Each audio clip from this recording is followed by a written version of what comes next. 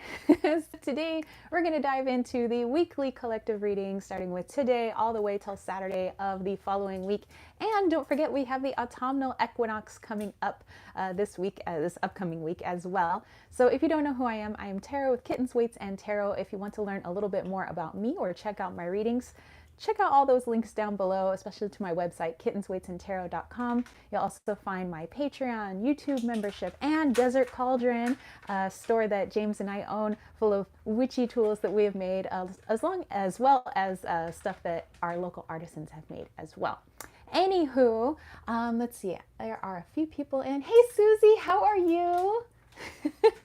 So anyway, I hope everybody's having a good morning, or maybe it's afternoon, I guess, depending on your time zone, wherever you are. But let me know, what are you guys up to today? What do you guys have planned for this week? Anything planned for the autumnal equinox or Mabon, maybe? I do have my decks out here and stuff ready to go so I can cast my circle. But yesterday we came back from our property, so I have a little update for you guys on that. And can't wait to get to our special herb of the week because it's an herb that actually comes from our property. So really excited about that. Susie says you're being lazy today. Good, good. Have a nice lazy Sunday. Heck yeah. Okay, so let's go ahead and cast our circle so we can just get down into the vibe. So I have my candle here, nice yellow candle, bring in some of that soul energy, that solar energy, to help burn away anything that does not serve us at the moment or could impede on our messages this morning/afternoon. There we go. All right. And then we're going to take a little bit of Palo Santo. I probably won't burn too much just because my sinuses are a little wonky, you know, from going up and down in altitude, and the seasons are changing up in the mountains and the seasons are changing down here in the valley as well. So my nose doesn't know what to do. All right. So just using the smoke of the Palo Santo to just blow away anything that does not serve us at this time. And then bringing in a little bit of that leftover moon water that was infused with my roses a while back. Although I did get some more moon water when we had that full moon that occurred not too long ago. Kayla, hey, how are you? Which, by the way, you guys, Kayla is going to be receiving a couple of my decks. So if you don't know, well, I am moving, and so I'm going to have to downsize quite a bit. And since I have a lot of tarot and oracle decks, I'm going to be downsizing those. So slowly on Instagram, I'm going to be selling maybe like 4 decks at a time, just kind of keep it simple for people. But I'll be posting some more decks today if you guys want to go check it out. So I'm at Kittens, Weights, and Tarot on Instagram. You can also check out the link down below. But know that I always put in a little bit of extras with people, you know, that get things from me, whether it's from a shop or, you know, buying my used decks, which, by the way, I keep my decks in pristine condition because that's just how I am. Crazy. James thinks I'm crazy. You won't even shuffle. No, I shuffle them. I just don't riffle shuffle them. That's what I mean. You can shuffle them, not riffle shuffle them. Okay. Susan said, woo woo, right on. Kayla said, I'm good, thanks. Can't wait for them. So excited. All right. So let's again use that moon water. Let's wash away any negative juju that could impede our intuition, connecting to our higher self today, maybe even keeping us from getting grounded today. All right. Good stuff. And does smell faintly of roses. It's very nice. Okay, and then for our earth element, we have this beautiful eucalyptus wand, which actually I bought from James a while back from his shop, Light of Raiga on Etsy. And it has this beautiful quartz point, and look at this quartz sphere on the end here. But let's go ahead and call in our elementals from each of the 4 directions. We're going to start off with the north, which is off to my right. So calling in the elementals of the north to help us to cast our circle today. Calling in the elementals of the east to help us to cast our circle today. Calling in the elementals of the south to help us to cast our circle today. Calling in the elementals of the west to help us to cast our circle today. A circle is cast. Let our work begin, and so it is. All right. Now I'm feeling much more calm. All right, let's see. Oh, we have some more homies coming on in. Susie says, I love that kitty unicorn on your shirt. Oh yeah, you dig that? The kitty corn, and it's got Deadpool shooting love arrows with little rainbows back there. Hey Jan, how are you? Butterflies here. She says, hey. All right, so many people coming in, so many awesome folks. I actually, for today's reading, I brought out the 365 Tarot Spreads book because, like I said, we have Mabon coming up for all of those that reside in the Northern Hemisphere. So if you have this book, I'm actually on page 272 for September 21st. And it says Mabon Delicate Balance Spread. So I thought that might be fun for us to check out. All right, so I'm going to leave that there for now. We've got a few things before we get to our reading. So let's see here. All right, so first things first, our Mayan date. All right, so today is a very, very, very powerful day, you guys, because we are at the end of a tresena, which means a 13-day week. So today is 13 Itsnab. Itsnab is, translation, the obsidian knife. And that was something that was very special to the Mayan people because not only could it be used to harm, as in cutting someone, but it could also be used to heal.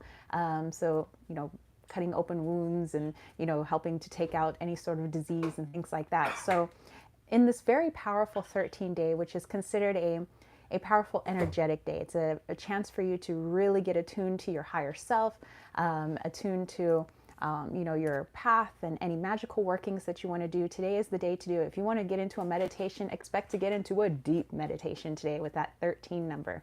But with Itsnab, it's all about not only going inwards and finding what needs to be healed or what needs to be worked on, but also taking accountability for the healing and the things that need to be worked on. Oftentimes we say, okay, I gotta heal some childhood trauma, but we still may point blame at certain people and thus blocking us from forgiving certain people in our past, as well as forgiving ourselves. And I know that's something that is rather difficult, but something that we can work on today. We do have the ability to really enhance that ability to forgive, to heal, and to take responsibility, because the more we take responsibility for our healing, the more progress we can have in that healing and the more empowered we can be. When we point our finger elsewhere, that's when we give our power away, and we don't want to do that. We want to make sure that the power stays right here with us so that we are the navigators on this journey that we are on.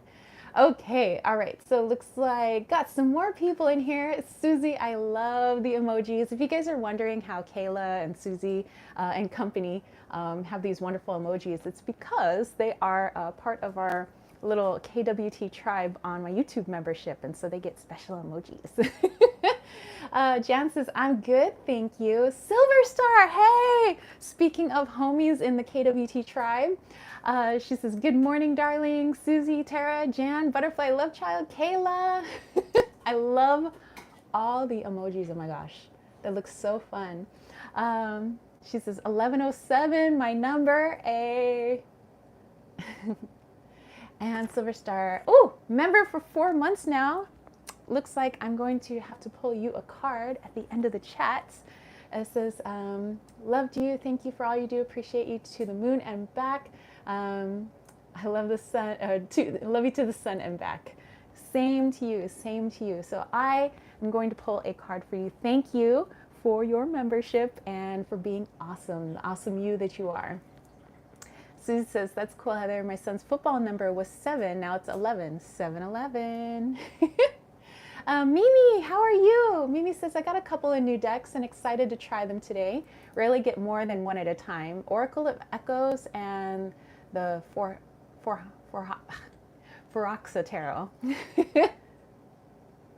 I know I've seen that one. And the Oracle of Echoes, I think my friend out in Belgium has that one. It's a very unique looking deck. Very cool. Sherry Bug, hey, how are you? And Silver Star says it's always 711 and 1107. My first number I started seeing at age 12. I was like, WTF, this number is following me. You know what? For me, it's 911. 911 has been stalking me for like 2 years now. So that's just my number now. It used to be the number 4. Now it's 911 apparently. Or 1911. So 1911 or 911. 911. Okay, so continuing on with our Mayan date. So like I said, today, powerful day for healing, powerful day for taking responsibility, taking that power back for our journey. Then when we continue on towards the end of this week's reading, going on to Saturday of next week, we go into 6 Kan, and Kan is known as the fisherman's net. So when you think of a fisherman casting their net, it's meant to catch a wide variety of things. Well, the number 6 is all about the home. It's representative of the home. It's representative of our career, material possessions, our friends, relationships, our health, like our positive and negative reactions to things. So, and all that encompasses our home, wherever that physical home may be or non-physical, think about how all of those things are interconnected. Our relationships to our friends, how is that connected to our relationship with our career, our material possessions, our health, and our reactions to things, both positive and negative? You know, all of those things, how are they interconnected? If there's anything that you find is left wanting, then how can we adjust them or change them so that we find more balance and equilibrium in things that we consider our home? So that is a wonderful day to work on that. Okay, then we go into Susie's favorite thing, which is the herb of the week. Oh, Silver Star said 1111, had to make a wish. All right, okay, so herb of the week. Like I said, this herb actually comes from my property. It grows wild on my property up in the mountains. So are you guys ready? And a lot of these things that grow up there, like all of the flowers that are sort of in bloom right now and everything, they don't last too long. It's basically towards the end of summer because they get a lot of rains and things like that, which all brings to surface all of the things that have lain dormant during winter and summer and spring apparently. So it kind of just comes right now. So it's very special, and it'll probably be there, some say, maybe until the beginning of October. So I thought maybe best to get some of this stuff now because I won't see it until next year. All right, here it is. Look at all that herby goodness. This is called chinchweed. Actually has many names. It's cinchweed, many bristle chinchweed. I just call it chinchweed. So it's not actually weed. But you know, I kind of like the name, and I think they could have come up with a nicer name for this because, I mean, it was weird. Like our neighbor had come over and he's like, that's just weeds. And we're like, this is medicine? So let's see. Silver Star is lurking. Hey, lurk on, lurk on. And Susie reminds you to drive safe while you're lurking. Okay, so many bristle chinchweed, or cinchweed as some people call it. It grows wild in northern Mexico, Texas, Arizona, and basically just pretty much in those places. Maybe a little bit in Utah and maybe a little bit in northeastern California, but a lot of that being in, you know, Texas, Arizona. So what it is some people consider it a weed, but it's a little flowering plant that actually has a beautiful lemon scent to it. So right now the property smells just like lemons. You know, it's just lemons just growing everywhere. So it's not actually a lemon, but it has a nice lemony scent to it. And some people use it as a flavoring for meat or for some of their dishes. So I'm looking to find out the different uses. I'm not an expert on chinchweed yet. I'm wanting to learn more, and I'm going to try to use it in a variety of ways so I can figure out what's most effective. There are no poisonous parts of this plant, so just know that. So I'm practicing safe herbalism. In the research that I have done with it, many of the natives have used this plant mostly for spices and flavoring. But if you were going to use it in a more medicinal sense, it helps with flatulence, or some people say as a carminative, which I guess is a nice term for gas. Also, if you wanted to use a decoction of the fresh plant, the fresh flowers here, you can use all of it. You don't have to use specifically just the flowers. Like some people use the stems, the leaves, everything. But it would be used for a laxative if you needed that. So now I know that if I'm going to make tea, I don't want to use too much because I definitely don't need a laxative at the moment. So good to know, good to know. So maybe I mix it with some other herbs that I may have. But also been used in eye drops for snow blindness. Like there's just a lot of uses for it. It's also because it has its very lemony scent to it. Some people use it as a perfume. So some of the Native American tribes in the area, including the Pima and the Pueblo, they would have the little flowers, chew it up in their mouth, and then spit it on their skin and rub it on, and then you would smell like lemons. It was like a natural perfume that they could use. So I may not be spitting on myself, but I may find a way to get out the essential oil from here, so I have a nice lemony essential oil from something other than lemon or lemon balm. So I would be getting it from my actual property, so chinchweed here. As far as magical uses, that I'm still working on. I want to figure out first, maybe I would use it the way I might use some more lemony type stuff and connecting with my solar plexus energy, solar, but I also have to think about what time of year it grows, which is late summer till just about, fall. So thinking about things that are happening during that time, Mabin, May, maybe. So maybe I want to use it during our autumnal equinox that we have coming up. So I'll let you know how that goes magically. But if you have a chance to get your hands on some of this, it smells so good. So like I said, I'm in the moment, I am just like picking off the little yellow flowers, putting them into a jar, and then I'm picking off the leaves and putting them into a separate jar just to see if I can do something different with each of those. But yeah, you guys, definitely check it out. See if it grows in your area. And I'm just gonna keep that there because it just smells so nice. All right, so let's go back here. Oh, Susie said yum. Kayla said it looks delicious. Susie said, I love the color so much, very cheery, right up my alley. I love perfume. Yeah, growing up, my bedroom was painted yellow, and now we have a yellow door on the apartment. We have a yellow like beanbag chair. So yellow is definitely in my repertoire of colors. Syrian, hey, how are you? Long time no see. Susie said, I hope you sell some salve or perfume. Dude, I can't wait for once we're like 100% full-time living up on the property, utilizing a lot of the resources that we already have there. Seeing if I can make, salves, sprays, maybe just some herbal smoke blends or incense blends. I don't know. I already found out I could make besoms up there with a different type of herb called a snake or besom snake root. Yeah, besom snake root. So when it dries, it dries into these very stiff bristles, and it has really pretty yellow flowers as well. So there's a lot of yellow on the property.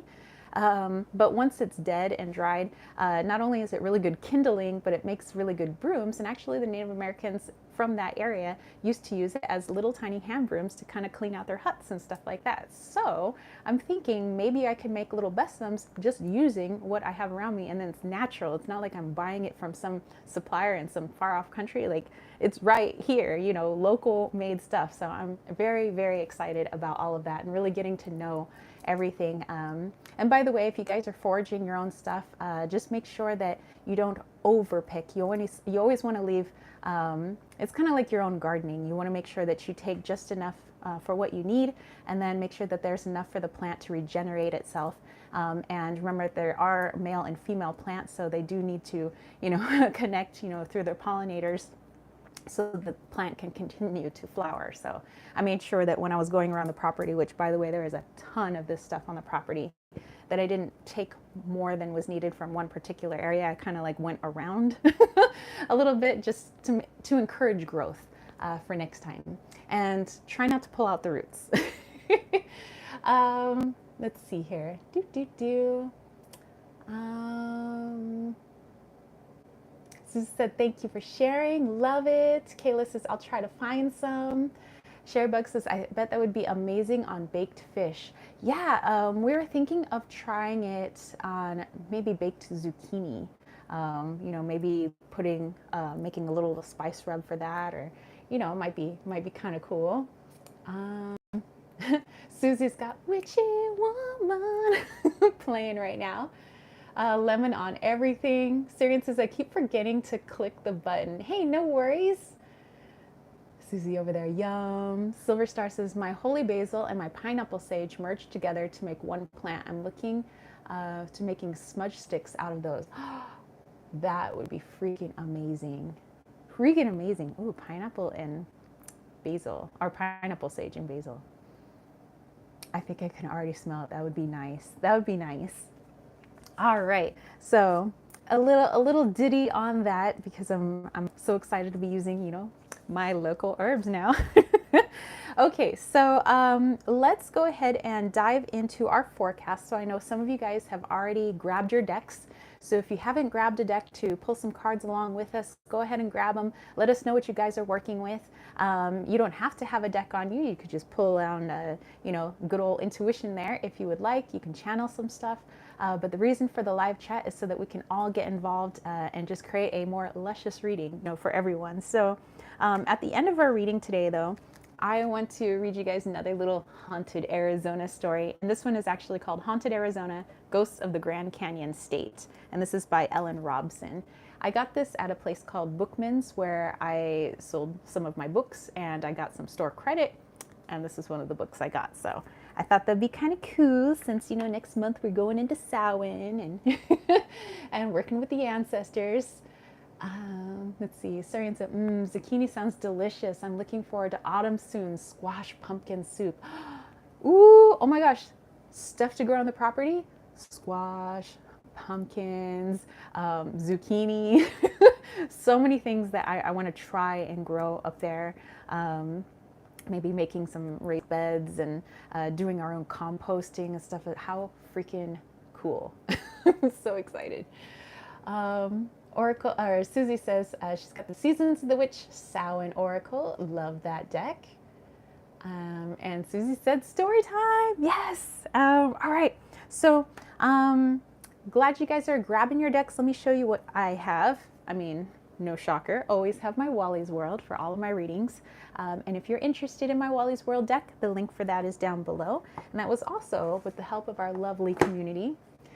Sherry Bug is working with the Deviant Moon, Night Sun Tarot, cool. Ancestor Spirit Oracle, very nice. Kayla has the Animal Medicine cards, love it. I have the Herb Crafters Tarot, just because I'm in a, when am I not in an herbally mood, but I'm in an extra herbally mood. Okay, this one in here is something very special. I'm wanting to incorporate more of the property into our live chats and the readings, because we're going to be moving up there by next month. So I want to start doing more of it, because eventually I'm going to be incorporating just more, because I'm going to be living there. So in here I have some stones from the actual property, and they're very magical stones. So when we get to the elemental reading, I want to be able to pull a stone, channel it for each of the elements, for, Leo, Aquarius, Gemini, whether you're sun or fire signs, air signs, water signs, earth signs, things like that. So I have those stones in here. I'm going to give it a try. I haven't tried it yet, but I think I can connect to those stones pretty good. So we'll do that. I also have the Naked Heart Tarot today. The Mystic Rebel, which I took on our most recent trip up to the mountains, and that was working really well, so I want to continue working with it. And I have the Flower Reading cards. All right. Okay, let's see. Sarian says, I love the Wally deck, my favorite. Yay! I'm glad you're digging it. Butterfly said, Secrets of the Mystic Grove Oracle. I love that one. And the Halloween Tarot, yay! And Susie said Halloween Tarot, very cool. Yeah, I love that. I love that deck too. Okay, so got all the decks here. I got our spread here. I have our spread here.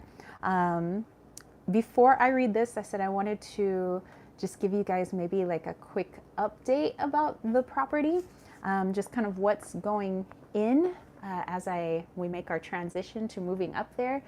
So everything kind of happened at once. We were kind of thinking, oh, okay, this will happen, and then this will happen, and that gives us time to do this, and then this will happen. Everything just, universe was like, blah, blah, blah, blah. Here, take it all, and deal with it. So, which is a good thing. I'd rather things happen a little bit more quickly than, I guess, drawing it out as long as possible. But it seems like ever since we did a land clearing and connecting with the land and helping some of the spirits that were connected to the land to cross over, or well, we also let them know that if they wanted to stay and just kind of help out, knowing that at any time they could cross over, they could do that. Many have opted to stay. James and I have both been sensing them and seeing them, and people that have been tapping into our land are also seeing the same thing. So it's very interesting. People that have never been to our property can see the things that we see on our property, which is kind of cool. As you know, we're looking to get some sort of living on the property, and we did get a fifth wheel. And so that was brought up on the same day that the guys that were going to come and drill for a well came. So far we have septic on the property. We have now a fifth wheel on the property, and we still have to stabilize a little bit because it's a little crooked, so we have to go cut some more wood and just help it stabilize it a little bit. That's fun. That's really cool. For the well, they still have. Oh, whoops! Oh, the sound. Okay, hold on. I'll try this again. Let's see here. All right. How was that? You guys hear okay? Kayla said it's on but a bit shaky. You know what? That has to be. Sherry Bug said your friend who doesn't like your mic is at it again. Okay, it's still echoing. We'll give this a break.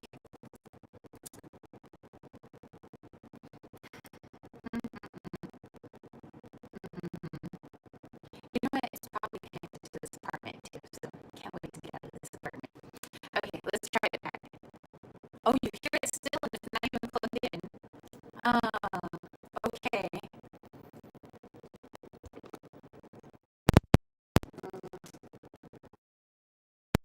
Okay, how is that? Better? See, I started talking about the property and you're just scared, don't like it. Okay. No? Oh, goodness. Let's see here. Okay, how is it just cell phone, microphone? Still shaky. Okay, let me try the other mic real quick. Although I'm thinking this is a YouTube problem or something going on with the apartment issue. Sounds like a cyborg. Okay, give me a moment. I'm gonna try to clear this area.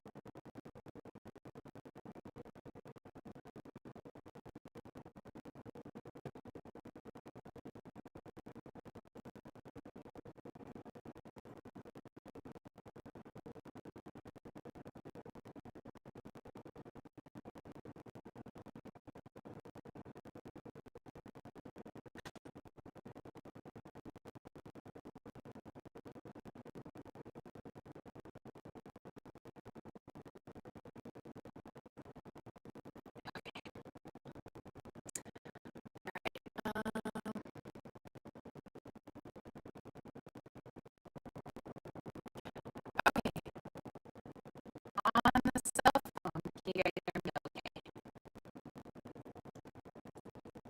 I was trying to do a quick little push out boundary clearing.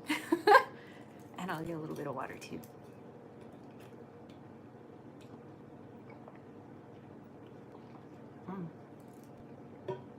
Still shaky. but it's better. Okay. Okay. All right. Well, uh, okay, I'll try this again. Um, so give me just a moment, put this dealy bob back on. Okay, it's good. All right. Yeah, I gotta clean this apartment. Okay. Yeah. Okay. Okay, so Kayla said it's fixed. You guys are saying it's all good. So yeah, if it gets weird again, I'll just do a quick little energy clearing. Um, Araceli Moreno, yes. Okay, so as we're talking about the property, I think there, I don't know, there's some interesting juju that likes to roll through this neck of the woods here. But up at the property, everything is just like so freaking high vibe. I can't wait for you guys to meet those spirits, that energy. So yeah, like I said, the well is going in. So far they're at 500 feet, but they called it quits on Friday. They're coming back tomorrow though to continue working on it. Unfortunately, we won't be there because we have to come back, because we got stuff going on, businesses to run and things like that. But we're going to start making trips back and forth and start shuttling some of our things. So we're going to start boxing things up here and taking it up to the property. We are waiting on a shed slash cabin to put our things in, as storage, but also for our businesses, so we can run our businesses kind of out of the shed next to the fifth wheel. Eventually, want to build up around the fifth wheel and everything, but yeah, it's just so freaking exciting. We've already been pointing out, oh, we could put a little yurt there for the burning sage, like, oh, we could do that. We could do that for the retreat. We could do that. We're already planning things out of what we want to do in the future. But first things first, get ourselves there. So I'm so excited, and I'm so glad you guys are on this journey with me, and that I could share this with you guys. So just wanted to give you an update on that. Okay, so let's get down with this reading, by the way. Susie says, so exciting, so happy for you both. Thank you so much. Araceli, how are you? Okay. Kayla said, so happy for you and James. Love the emojis. Susan said, thank you for sharing. All right.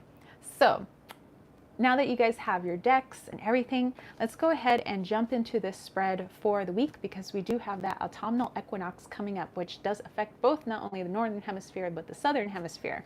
However, in the northern hemisphere, many pagans will be celebrating the next click of the wheel going into Mabon. Fiction Lady said, hi, glad I could pop in. Hello. All right, so we have the Mabon Delicate Balance Spread. Again, this is from the 365 Tarot Spreads book by Sasha Graham.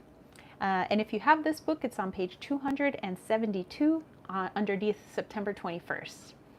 On this day, Celtic Mabon falls on this day, coinciding with the autumn equinox, when both day and night are equal. Food gathering was once communal and was maintained through seasonal harvests and slaughter. This was a festival of Thanksgiving that attempted to maintain a vital spiritual and social balance. So the summation of this spread: do you feel out of whack? Balance exists in life, whether we realize it or not. This is an opportunity to look at what and how we give and take.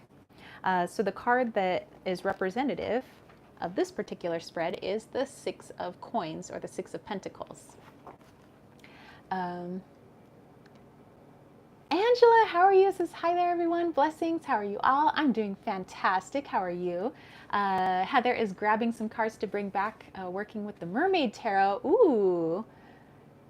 And the Autumn's Delight. Oh yeah. I love the Autumn's by Be Love and Crystals. And Susie says, Angela, prayer poems. Hello. Yes to Angela. Okay. An ancient hunting deity, Mabon embodies male fertility and is simultaneously the youngest and oldest of souls. So Benjamin Button, anyone? Stolen from his mother 3 days after his birth, it was believed he was held captive in the other world.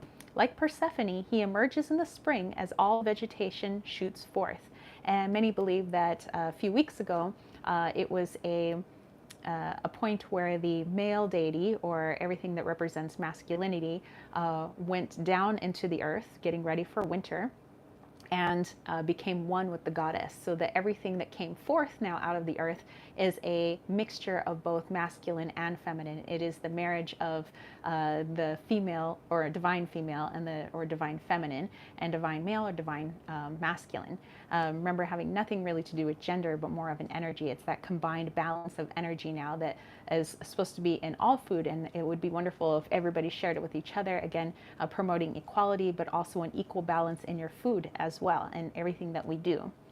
All right, so it says the Six of Pentacles depicts a delicate balance maintained by the scales. The figures of the card retain a triad position. Mercy, justice, and generosity are all apparent on this card. It is also a reminder to keep the scales in balance, never giving too much of yourself away to others. All right, so it is 9 questions, and I'll read the questions off, but we'll go through them one by one. So it says, cast your cards in threes. What do I take from the earth? What do I give back? How can I honor it? What do I take from my relationship? What do I give back? How can I honor us? What do I take from myself? What do I give back? And how can I honor it? All right, so it's all about balance with earth, balance with your relationships, and balance with yourself. All right, and so it would look kind of like this right here in these little trios. Okay, all right, so let me put that there so I can reference it, but I'm going to use the Herb Crafters Tarot and Wally's World. And this was on page 272 in the 365 Tarot Spreads book, if you guys were going to follow along there. Okay. So Angela says, I'm doing fantastic grabbing my Tarot de la Nuit. Oh, one of my favorite decks. Yay. That's definitely not going for sale. I'm taking that with me. Fiction Lady said, blessings to you, Angela, and also all. Same to you. Silver Star says, I love Green Man's story. Yes. Fiction Lady said, oh, I love that. And Susie has posted the very first question. What do I take from the earth? And that Susie has also posted the page, which is 272. Okay, so, and you guys don't have to have the book, but some people do have it, so, you know, in case they wanted to follow along that way. Okay, so let me grab my Wally's World here. And let's go ahead and pull a card. And actually, I want this card to be the theme for the week, but also as it pertains to Mabon. And the change and the balance of seasons, so, or the balance of time, actually. And I do believe that a lot of the different parts of the world do the time change. Arizona isn't one of the places that does time change, so we won't be doing the, was it fall back or fall behind? We're just going to stay with the same time. But technically, we are the Mountain Standard Time. We just don't change our time. So, you know, it'll be just balance within that as well. So just kind of going with the balance with the rest of the plants and animals and how they see the change of season, the shortening of the day. And on that particular day, the balance between night and day. All right, looks like we have a Wally card. Okay. Oh. Interesting. All right, Butterfly got Temperance. Susie got Protection. Angela said, actually, the whole of us is abolished daylight savings time, so no one loses an hour. Or the whole U.S. Yes. It says the day just remains as it is, and we watch the cycle of the sun naturally. You know, there was somebody who said, if we don't do daylight saving, how do the plants know what time it is? And it was like, are you serious? So yeah, it's just, you know, I think that we should naturally be going with the cycles of, you know, the sun and the moon and the seasons. You know, I think the human body, just like other plants, animals, and everything on the planet, naturally should go with that rhythm. You know, and if you wanted to know the time, all we have to do is look up in the sky. So, all right. Just Susie was like, what? All right, Kayla got an owl from her animal deck. Sherrybug said, no, we still change times here. There are some places that still do it. I know that like California definitely does. It's changing of the time. Some of my relatives back east and stuff like that. But yeah, I don't know. I guess it just depends. Angela got the Two of Swords, flipped itself over in the upright. I like that card. It has a mermaid-like lady on it, cuddling a shell, like she's protecting me. Ooh, very nice. Okay, so on this particular card, by the way, we have Wally down here. This is an image that I took and I had turned into a black and white image, but that's actually my grandfather on the day that he was being interred. So he had a very nice ceremony for his funeral, and he got to be taken out using horse-drawn carriage. But let me dive into this card and what this means for this week. And I'm already kind of feeling like this is also connected to earlier, I was responding to some YouTube comments and somebody was responding to my Santa Muerte video, and they were asking if it was, if Santa Muerte would be similar to the Slavic deity Morena. And there are similarities, and there are a lot of similarities to, death and rebirth gods and goddesses. And we were just talking about with this spread with Mabon, being very similar to Persephone, going down into the underworld, or going down into what would become winter, and there's that change of season. And so with this card, also about death and rebirth, that there is a slowing down of things, just like we were talking about last week, things going very slowly. So it gave us more time for reflection. You guys can let me know how this past week went for you.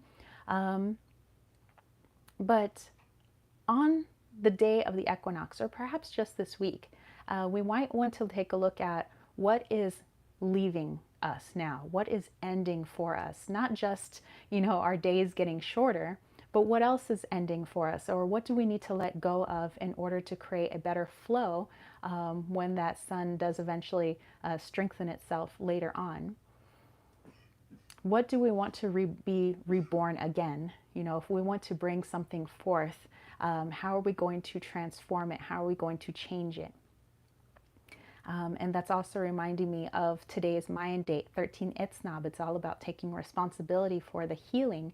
And so how are we going to transmute some of that stuff that we've been holding on to for far too long, which is an act of love for ourselves and for, everyone around us? How are we going to transmute that for our best and highest good? How are we going to take responsibility? And thinking about the sixth Khan that I was talking about, all facets of the home being interconnected. If we want to transmute something, we want to put an ending to one thing, but also grow in a certain other area of the home. How are we going to do that? And it seems like this is the theme for the week, and you can take advantage of that in whatever way that you see fit. Some people will add more of their witchy touch to it. Some people just want to find quiet time and solitude. Some people might do this with friends and family, maybe just one close friend, or maybe their partner.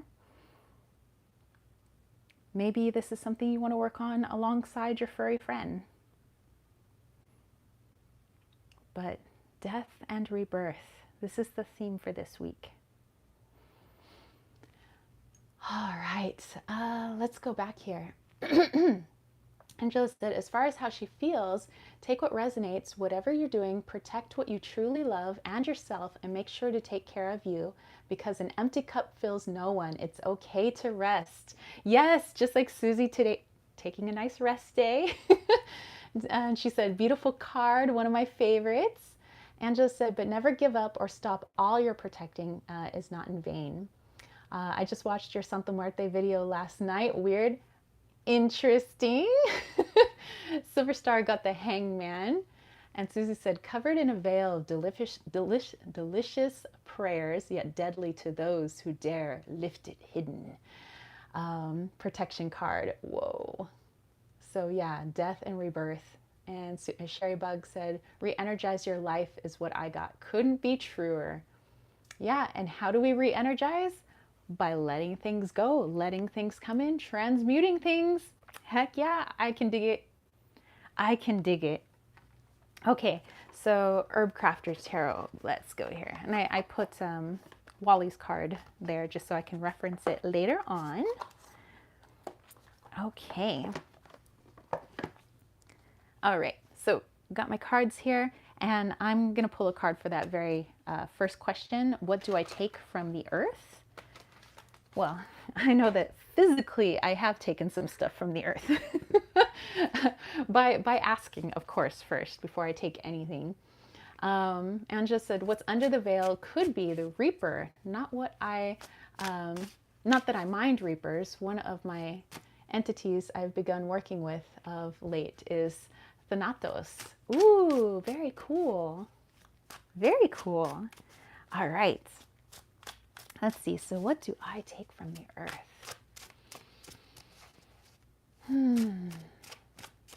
Okay.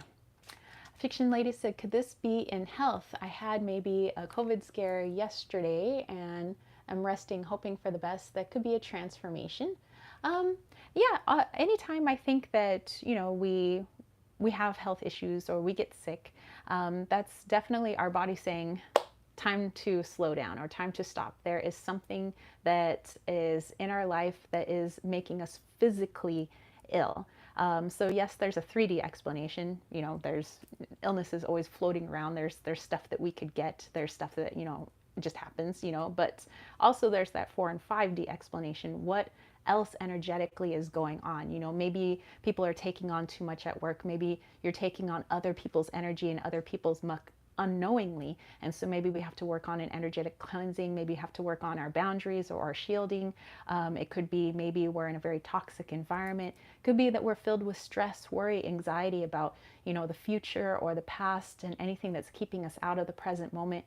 And when we get sick, we think about, or even when we get hurt, we think about being here in the present. I can't think about the future right now. I can't really think about the past. All I can think about is healing myself right now.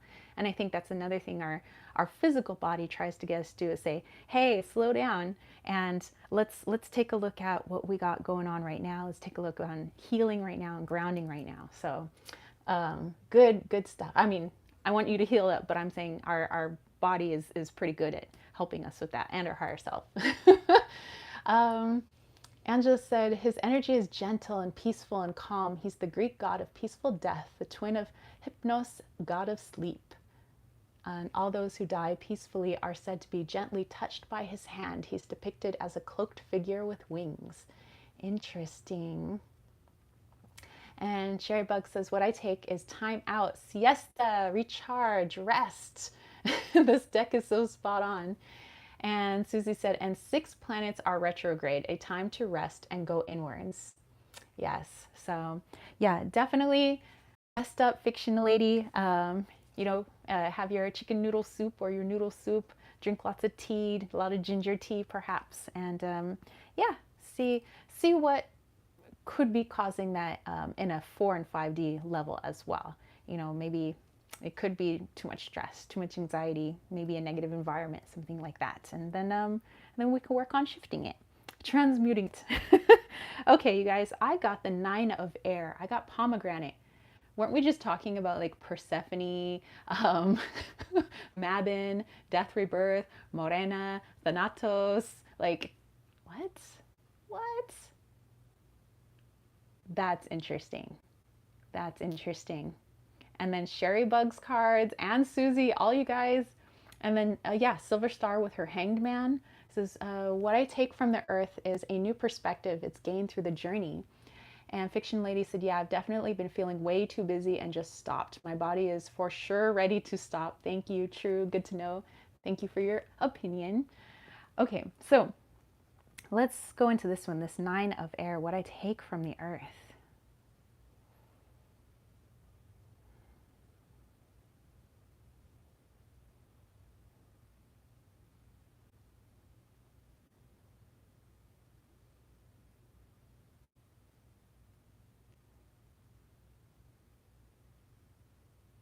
Okay. So during this time of transition, it doesn't matter what part of the planet you reside in, there is a shift in season. And that autumn equinox is just kind of where everything is at that neutrality. Everything stands still. You know, everything is in equal balance, light and dark, both polarities. And so we might want to think about what we've been taking from everything that resides on this planet in excess and what we have not taken enough of. And so, what we take from the earth at this time is a chance for reflection on the things that have been too much and the things that have been too little. Maybe we have been indulging too much in a particular thing. It could be something physical or something non-physical. Maybe we haven't been indulging enough in something else, you know, perhaps in our relationships, our friendships, indulging in our own self-care, some of our healing, maybe indulging in alone time or rest time. Maybe that's been in lack. And so what we can take from the earth right now is that beautiful chance for reflection. We are given this moment of stillness, of perfect equilibrium, where when that is in balance, we can look at what is not in balance, and we have much more clarity on that. So that is something that we take from the earth at this time. Just like Persephone, the moment before she's reunited with her mother, equal balance. All right. Oh, and you know what I love here? I love the little knife, which is representative of Itsnab today. I know this is not an obsidian knife, but it is a knife. Could be used to cut, heal, or to hurt. So we have to think about that balance. So very cool. All right, let's go back here. Angela says, I got the world reversed and 9 of Cups fell out, but I don't feel negative connotations of the reversed world. Fiction Lady said, my childhood guide is either a reaper or an angel. Whoa. Angela said, it feels like a necessary shakeup, like Gaia needing to toss and turn to get comfortable and causing a little quake. And Susie said, I personally have been beat physically, not sick, just wiped out, very unlike me. Yeah, you know, I mean, there's a lot going on. Got a lot to detox. I mean, just before I did this live chat, I was contemplating if I was well enough to do my live chat today because I came back just fine, you know, from our property and everything. But when I woke up this morning, my sinuses, they have been kind of messed up. I'm fine now, but they were a little bit messed up because, you know, the different altitudes and it's a change in season and my sinuses just don't like changes in season. But I was feeling like feverish almost, like my cheeks were getting hot. I was feeling nauseous. I was just feeling out of sorts. Like I was feeling out of my body. I was just like, ugh. So I was trying to ground when I was having my tea. I was trying to ground by working a little bit with my chinchwe, just like separating the blossoms from the leaves. And I was just like trying to come back into my body. I was trying to shield up and do what I could to make myself feel better. And then all of a sudden it was like, I feel better. And then when I did at the very beginning, which is the whole purpose of me casting a circle, which is also helping me to ground and connect. And so that really brought me back into my body and grounding and connecting. And I'm like, oh, I feel so much better now. I feel like me now. So, all right. Let's see. Let's go back here.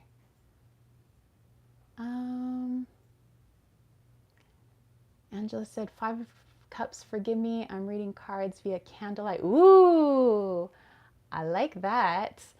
Susie said, low energy, like, yeah, I felt like I was just dragging my butt like earlier. So yeah, I don't know if it's, could be planetary energy, but also just, I don't know, weird energy going around, man. Angela said, impartial shadows. You know what? I like that. And I love when I get to read cards by candlelight. That is so freaking cool. Susie says, I'm going to rest too. Definitely. Me too. I'm going to take a bit of a rest day today.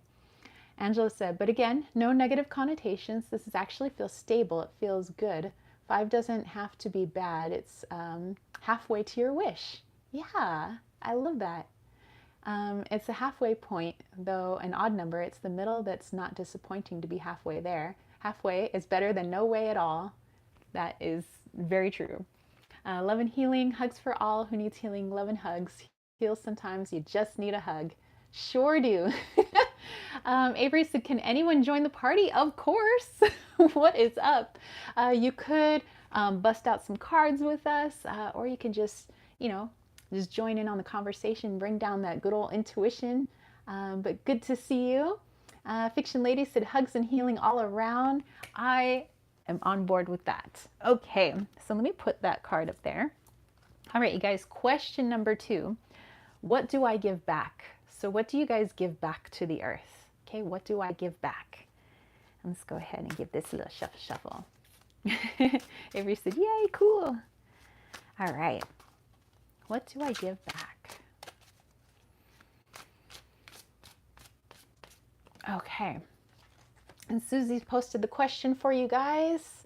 Angela says, you should look up the Natos Fiction Lady. He's depicted as a blend of both sometimes, even with the scythe. Oh, very cool.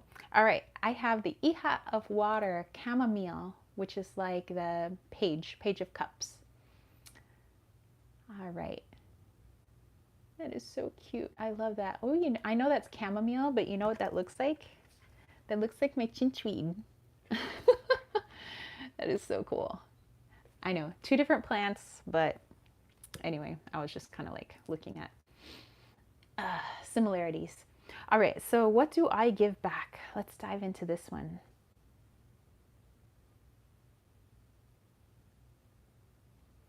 Oh, okay. So something that we can give back to the earth at this time are things that we are releasing so it can be transmuted into something more beneficial.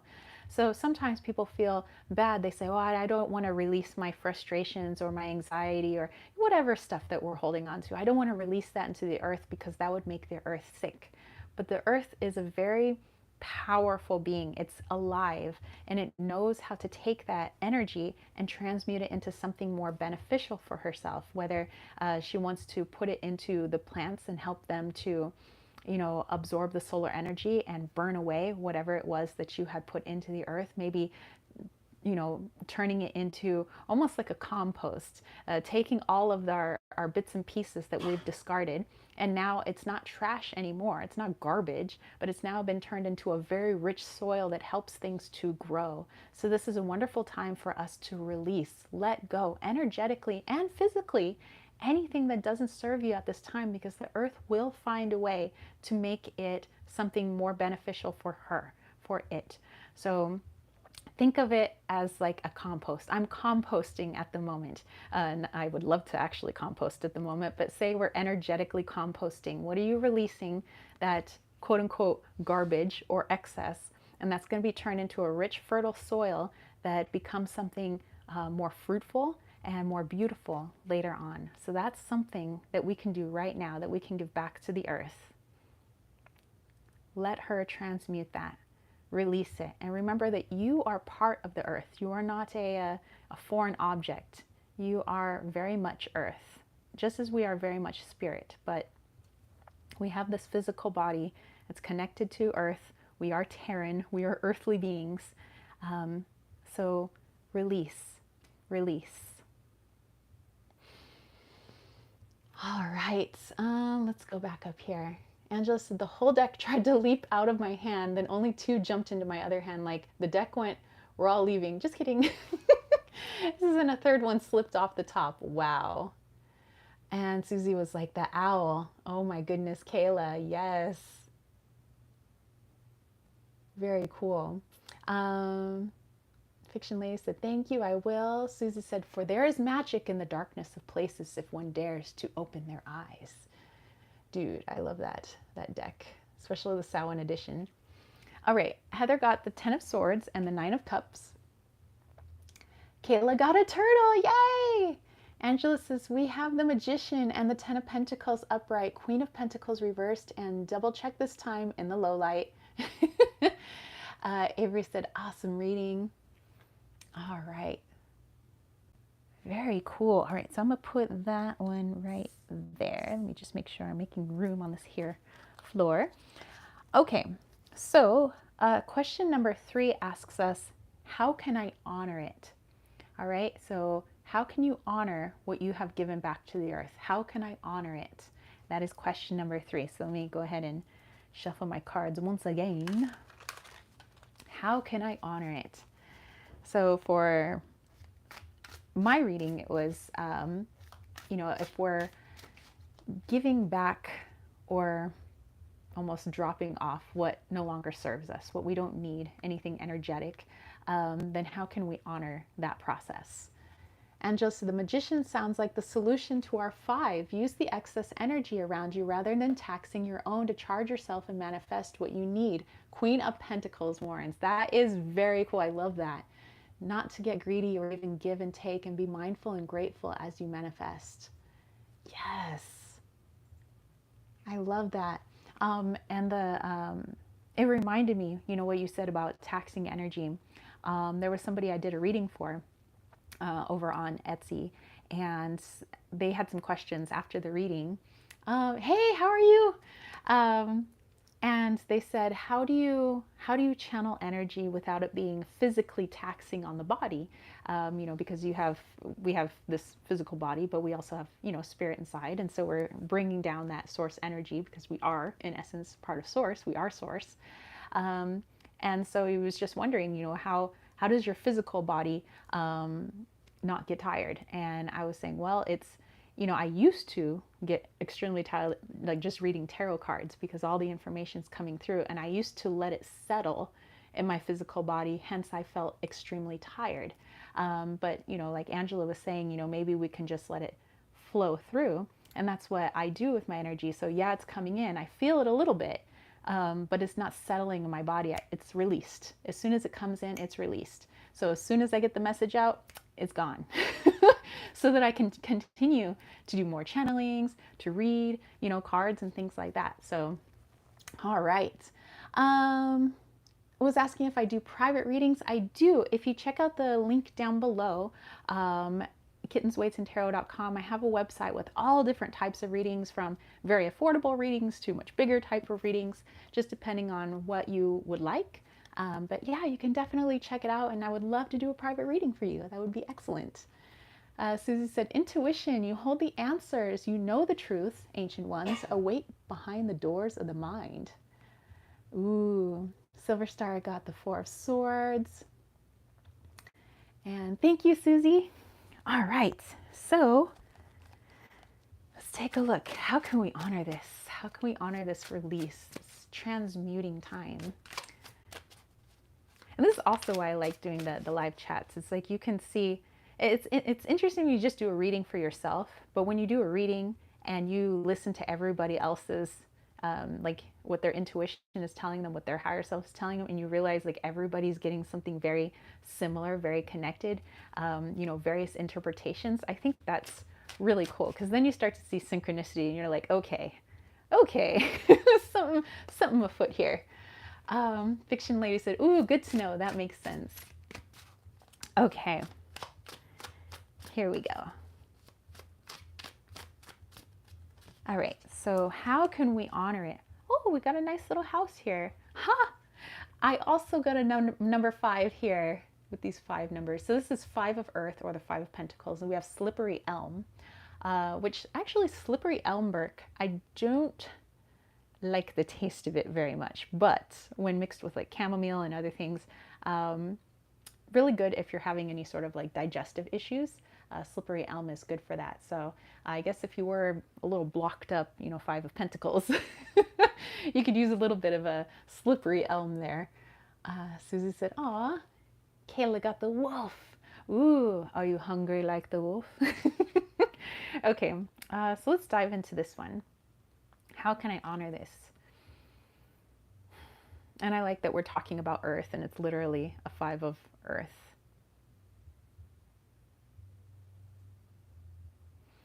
Okay, how the way we can honor the process of releasing, doing our energetic compost, so to speak, is to understand, and something that's coming to mind, to understand that wherever there is poison, there's always a medicine.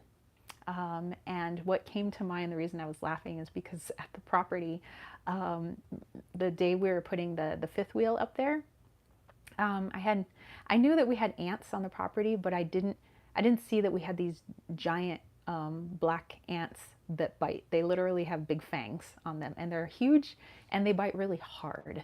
Um, and it kind of feels like somebody's like stabbing me with like a little knife. And I got bit in the Achilles by two really big ants. And my ankle was pretty much in pain for a few hours. But James had something come to mind that said that wherever that pain was, there was a medicine, like the cure was nearby. And I realized that we have not only that chinchweed, but we also have juniper. And juniper berry is for anything dealing with, it's like the all around almost cure all for everything, especially skin irritation, such as a sting or a bite. So, literally, where those ants were, which was the pain, right next to them was the cure. And so, when we think about giving back to the earth or releasing into the earth our pain, we know that it's getting transmuted into something that is the cure. The release is not only the pain in the release, but also the cure in that release. So there's pain and there's medicine. So that's what I'm getting from this Five of Earth with this slippery elm bark, is that, yeah, just transmuting that. Transmute the pain. It's both the medicine and the release. And so that's how we can honor it. All right. Let's see here. Ooh, my eyes got a little weird. Angela said, I had two cards come out again. King of Swords, depicted as a man in a hooded armor with a pale face and long flowing pale hair and a sword. Well, not a scythe, it's close enough. Thanato vibes. And Seven of Swords reversed. This feels protective. Fiction Lady said, by the way, I'm having a glass of water and a cup of coffee with all of you. I'll pull out the cards later. Nice. Definitely just, relax. Silver Star says, Spirit put me on a break the last 2 weeks, so it's made sense to honor our energy. Take a break as the old passes away. It's the life's work. Be present. The present is in the present. Yes. And Susie says, the Fiction Lady, I'm going to refill my coffee right now. I'll be right back. This is the Five of Earth is so pleasant to look at. I know. Look at that happy little home. I love that card. It's so beautiful. Angela said, this simply feels as though we've been protected or being protective, being held non-aggressively by spirit and by the earth. Don't be afraid to call on your protection. And Susie also loves this house card. Angela said, when afraid, don't fear what the protection might bring. Their goal is to save you. They know how to keep you safe without throwing the balance off. Sherry Bug's like, wow, I fell asleep. What did I miss? Well, we were on question number 3, so how we can honor what we give back to the earth. And Fiction Lady said, it's always interested me that healing us it creates relationship with both forces, birth and death. Yes. Very cool. Yes, definitely. Okay, so let me put that there. All right, so the second trio of questions, the second 3 questions, is in that same format, but now we're taking a look at our relationships. So we can look at, it could be your romantic relationship, your, amicable, friendly relationships that you have with coworkers or your closest friends. But think about it in terms of your relationship, whichever relationship you want to take a look at, or all relationships in general. Okay, for me, I'm going to take a look at all relationships in general. So, okay, the question is, what do I take from my relationships? Okay, so what do I take from my relationships? So again, this could be with your partner, could be with family, could be with friends, could be with coworkers, could be with your pets. What do I take from my relationships? What do I take from my relationships? Okay, let's see what we have here. And Susie has posted the question for you guys. So that would be technically question number 4. Sherry Bugs, so I give back, laugh, and have fun, smile, positive energy, joyfulness, and I can honor it by move your body, dance, breathe, and flow. I like it. Okay. Angela said, oof, take what resonates, but ouch, cards. No sugar in this read. Hey, man, sock it to us. Sock it to us. Okay, so what do I take from my relationships? I got the 3 of water. Interesting, water, relationships. And it's lemon balm. Lemon balm is a very gentle, very healing herb. Although I think I got some better lemony stuff, but we'll take lemon balm. Aw, look at that little tea set. I can't wait. We have been having tea outside, but I can't wait for that just to be an everyday thing. Just going outside, the little fifth wheel, having tea outside, just so therapeutic. Anyway, let's see how this relates to what we take from our relationships.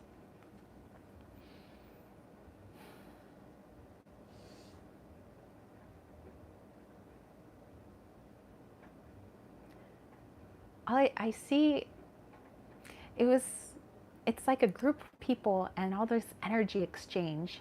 Right now, us in this live chat, we're all in different places right now. We're obviously not all in the same room, but we're still creating, we're still synergistic with each other, all of our energy right at this moment. So we have a relationship to each other at this moment here. We're all friends, we all know each other. And so it's this give and take. We are giving, of our intuition at the moment and our messages. Some people are also maybe offloading things that have been worrying them, or things that have been weighing heavily on their mind, something they want to share and maybe they don't feel good, and they offload it, and then we transmute it into something positive, something constructive that can be used. So it's this symbiotic relationship.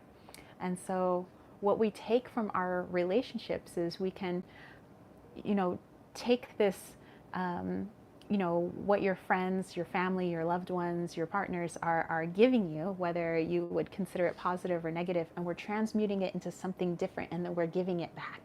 So it's like we're taking, something, whatever it is that they're giving us, and we're giving it back in a changed form.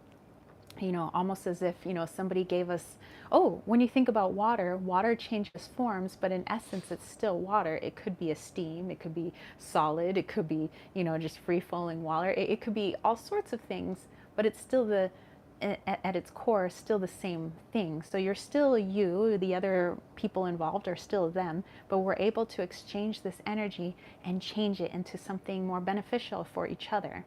So maybe you have something positive to share. We can transmute that, change that into something that will help us in our lives. Maybe we have something that we want to offload, that we want to get rid of.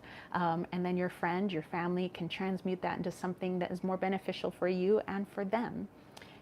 So it's a beautiful energetic exchange, what we take from these relationships. We take so much knowledge, we take so much creativity, we take just so much energy, synergy. And we can have it change form, that energy. We can change it into whatever form we want, just like water. All right, I can dig it. Okay, so let's go back here. Angela said the 3 of Wands, Empress reversed, Queen of Swords, 2 of Cups reversed. Susie said silence. There's a sweet embrace in the nothingness. Stillness brings a presence of self fully embodied. Angela said, 3 of Wands feels good, called to be your authentic self with your partner or the people in your life. And Susie said, this tells me to listen more and just be present. Silver Star said, 9 of Swords, and the Magician. I take the overanalyzing and anxiety to be knowing I have all the tools available to turn it into something magical. And Sherrybug said, what I take, spirit guides, insight, guidance, purpose. Well, I guess that's pretty clear what relationships I am to look at. And Angela said, Empress reverse. Some people will not like this. Try and knock you off their throne because they want to rule alone. Queen of Swords says, cut that off. It's diseased. It's ill. And Fiction Lady said, lemon balm. Feelings are hurt now. Oh, I know. Lemon Bomb's like, hey, chinchweed. Butterflies, so this reading has been surprising but not untrue. My relationships with others, grouping strongly, reflects my packed astro third house, short journeys, and relating via information and inspirational exchange. And Susie said, is that your kitty with the lemon balm? You know, it might be. It might be. And you know what? I've been having now 2 nights of dreams of a Bengal cat. So I don't know if there's a Bengal cat in my future. We'll have to see what the rescue shelters have.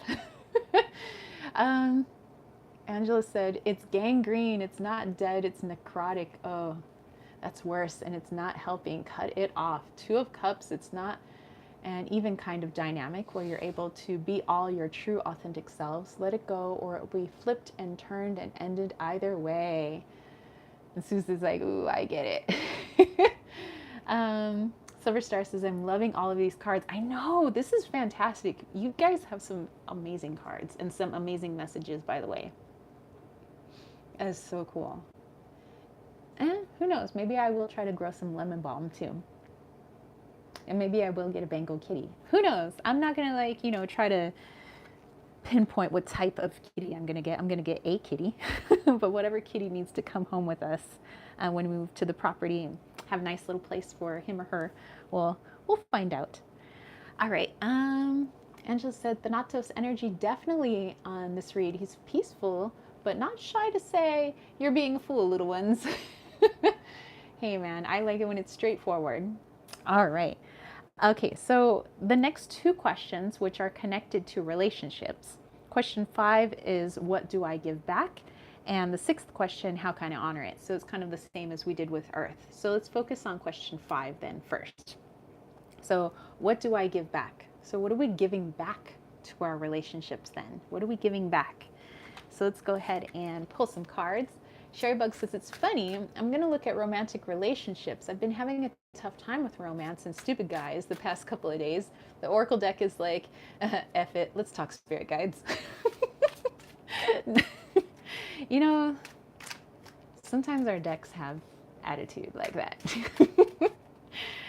It's like, I want to take a look at this, and the deck's like, how about let's take a look at this? I'm like, oh okay. Okay, so what do I give back? What do I give back? Oh, before I do that, let me get a little bit of water. Okay. What do I give back?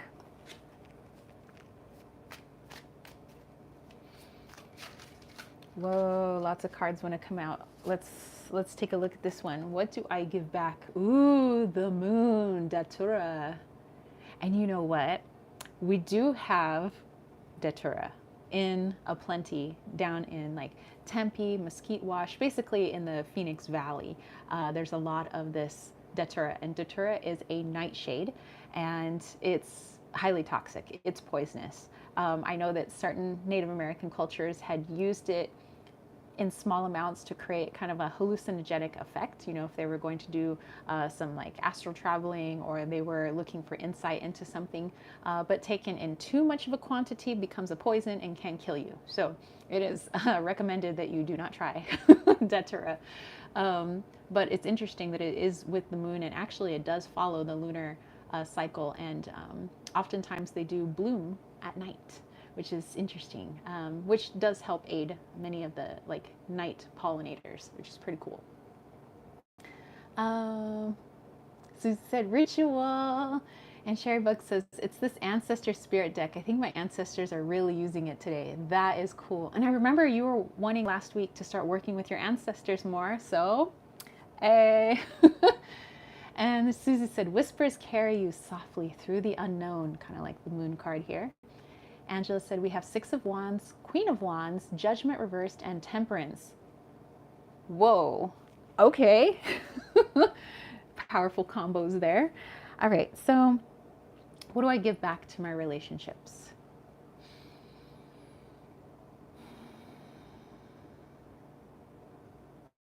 Something they cannot see. And that is the point of all relationships. We are the mirrors and the light for what others cannot see within themselves, and vice versa. Hence a symbiotic relationship. We may not like what we see in the mirror or the information that is relayed to us, but we have to know that that is only the feelings of the ego. The ego doesn't like to feel as though there's something wrong or something that needs to be looked at, because it's all ego. But the higher self does want us to grow. The higher self does want us to change. So this is why we have this symbiotic relationship with each other. Even here, when we're all pulling cards, we're helping each other to see things that we may not see alone when we're all by ourselves. If we're pulling these cards by ourselves, we might have a little bit of the ego's influence, which might make it hard for us to fully, truly see the things that we need to see for our growth. You know, we could grow, yes, but we grow even more when we're surrounded by others, when we have the input of others. Others become our mirror. They become our light, shining into the dark crevices that we have kept hidden from ourselves, mostly subconsciously. Most of the time we don't do this consciously. We don't try to hide things for ourselves, but the ego does. And so this is something that we can give to others in our relationships. And although maybe at the time others may be offended, they may be hurt by the things that we are showing them, but when it's done out of love, not out of spite or any sort of malice, true healing can take place. And eventually the other party will allow that healing in their own pace, at their own time. And so that is something that we give to others. We give to others the mirror, we give to others the light, and vice versa.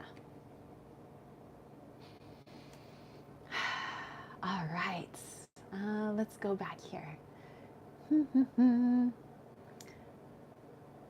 Angela said, follow your heart, but take your head, little ones.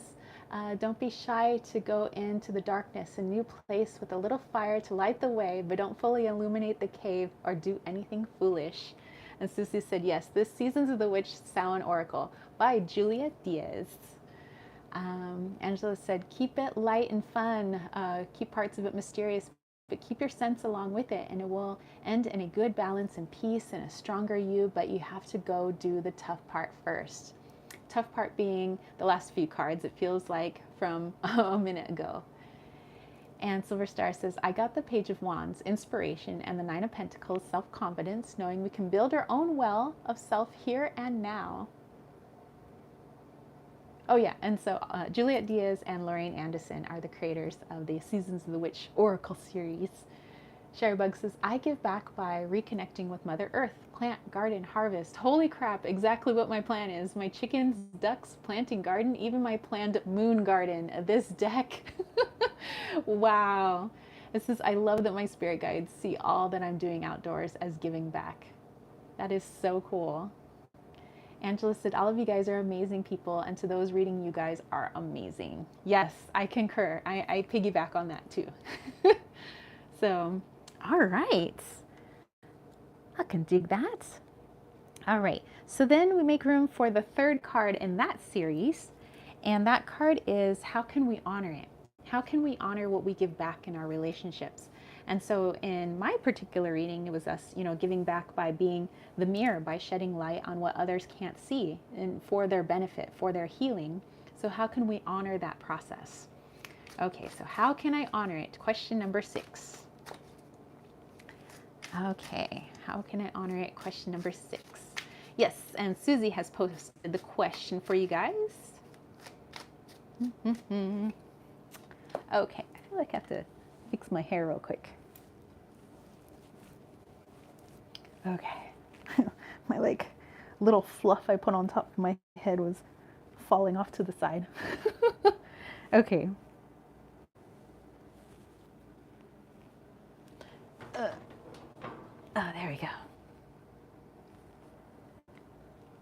Well, no, it's just gonna fall off to the side. Okay. Oh wait. Well, whatevs. Okay. So question number 6. So how can we honor that process? Sorry, I'm just throwing this away real quick. Okay. Okay, how can I honor it? All right. So it looks like we have our card. Susie's like, your hair is so pretty. Oh, thank you. Sherry Buxton, enjoy music, instruments, sound, and tone. Love this. So cool. Oh, I got the Wheel of Fortune, kitchen garden. Angela said, time for shadow work. Knight of Swords reversed, Eight of Swords reversed, Eight of Cups reversed, Queen of Cups reversed. It's all reversed. Dude. And Kayla got fox. Ooh, crafty little fox. Very clever. Able to get in anything. I will always wonder who's more clever, the raccoon or the fox. I want to see that little mental showdown. Susie said, pumpkin, uncaging the spirit within, though the fertile power you hold. Oh, Kayla got it reversed. Interesting. And Susie said, more pumpkin talk. Okay, so let's dive into this one, how we can honor that process of giving back.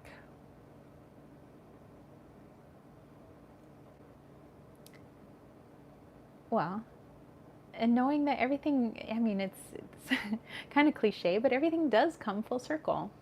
You know that what you are giving, know that that's coming back to you as well. You know that sometimes we feel like, oh, I don't want to be like, you know, that person that thinks they know everything. I don't want to be, you know, that person's mirror, that person's light. But no, they're doing that for you too. So it's not one feeling like they're more superior than the other or feeling better. You know that you're in a symbiotic relationship. You know that as much as you are a mirror for someone else, they are a mirror for you.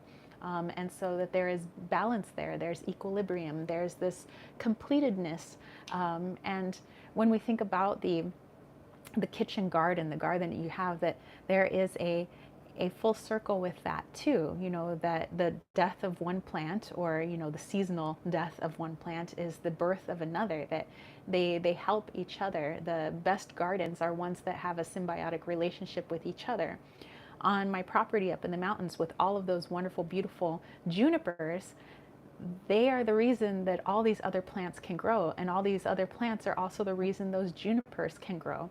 If it wasn't for the deadfall of the junipers and for the berries or the seeds that hit the ground, there wouldn't be that fertile soil to help the pinyon pines, to help the 4 o'clocks, and to help the chinchweed, and to help, you know, all of these other, you know, the goldbeards and all of these other beautiful flowers there. It's a symbiotic relationship. The juniper is not better than the pinyon pine. The pinyon pine is not better than the juniper, but they need each other. So that is something that you can honor. You know that you guys need each other. We need each other. We are all human beings. You know, we are the human race. That is us. So it doesn't matter what background you guys come from. It doesn't matter what part of the planet you live on. We are all together, and we're all meant to help heal each other. And the way we do it is because we have our different backgrounds, because we reside in different parts of the world. We have all these wonderful, beautiful languages. And through that perspective, we show people our mirrors in slightly different ways. And that's why the more people that you know, whether you know them on the internet, you know them in person, you know them through pen paling, whatever it is that we do, this is how we broaden those various mirrors that get reflected back at us, and that we can reflect those mirrors back at them as well. It's that full circle. It's quite beautiful, actually, being on this planet. All right. Okay, let's go back here.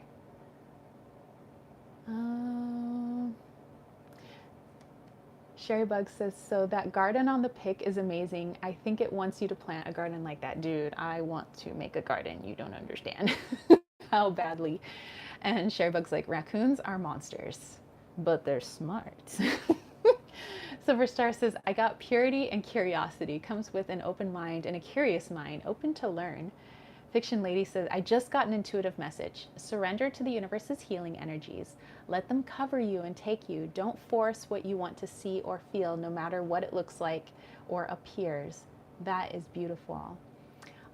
Susie said, my George saw 3-foot raccoons in Temecula owning the dirt road. He was like, you don't want to mess with them. 3-foot raccoons? Oh, dude. Healthy. Very healthy. Susie said, beautiful messages. Angela said, night feels like he ties into the air of protection. Read your guides. Will go with you as you do shadow work. Reverse the nightmares with the Eight of Swords and steady your emotions. You have to feel it and sit with it and let it go no matter what. It's better for you. Even if it hurts right now, you'll heal better that way. And Silver Star said, absolutely, Susie. Sherrybug said, a raccoon pulled the heads and wings off my first bunch of baby raccoons. Only ate one. The rest was just for funsies. What? Oh my goodness. Dude, sometimes nature is interesting. Sherrybug's like, right? Wow. Wow. Wow. Vicious. All right. Okay. All right, you guys, we're in the final third batch. Oh, your baby chickens. Dude, you know, as much as I love cats, little kittens, I know that sometimes cats will have fun with their prey, even big cats like lions and things like that. They will have fun with their prey, kind of basically torturing it before they kill it. So yeah, sometimes nature can be a little cruel. Angela said, small intuitive message. I don't bring the sugar, I bring the truth. Gain peace. Sadly, you go through conflict and darkness first. And Susie's like, geez. Okay. All right. So the third batch of questions, the last batch, is all about ourself. What do we take from ourself? How do we give back to ourself? And how we can honor it. So let's go through them one by one. So this will be for question number 7. What do I take from myself? What do we take from ourselves? Let's find out. What do we take from ourselves? What do we take from ourselves? That's way too many cards. Okay, one of them flipped over, so I'll take that card. Okay. Ooh, you know what? And I was going to have ginger to settle my stomach, but I ended up getting settled anyway. We have the 8 of fire. We have ginger. And for me, the more ginger, the better. I like its spicy nature. Okay, so what do I take from myself? What do we take from ourselves? We have this 8 of fire.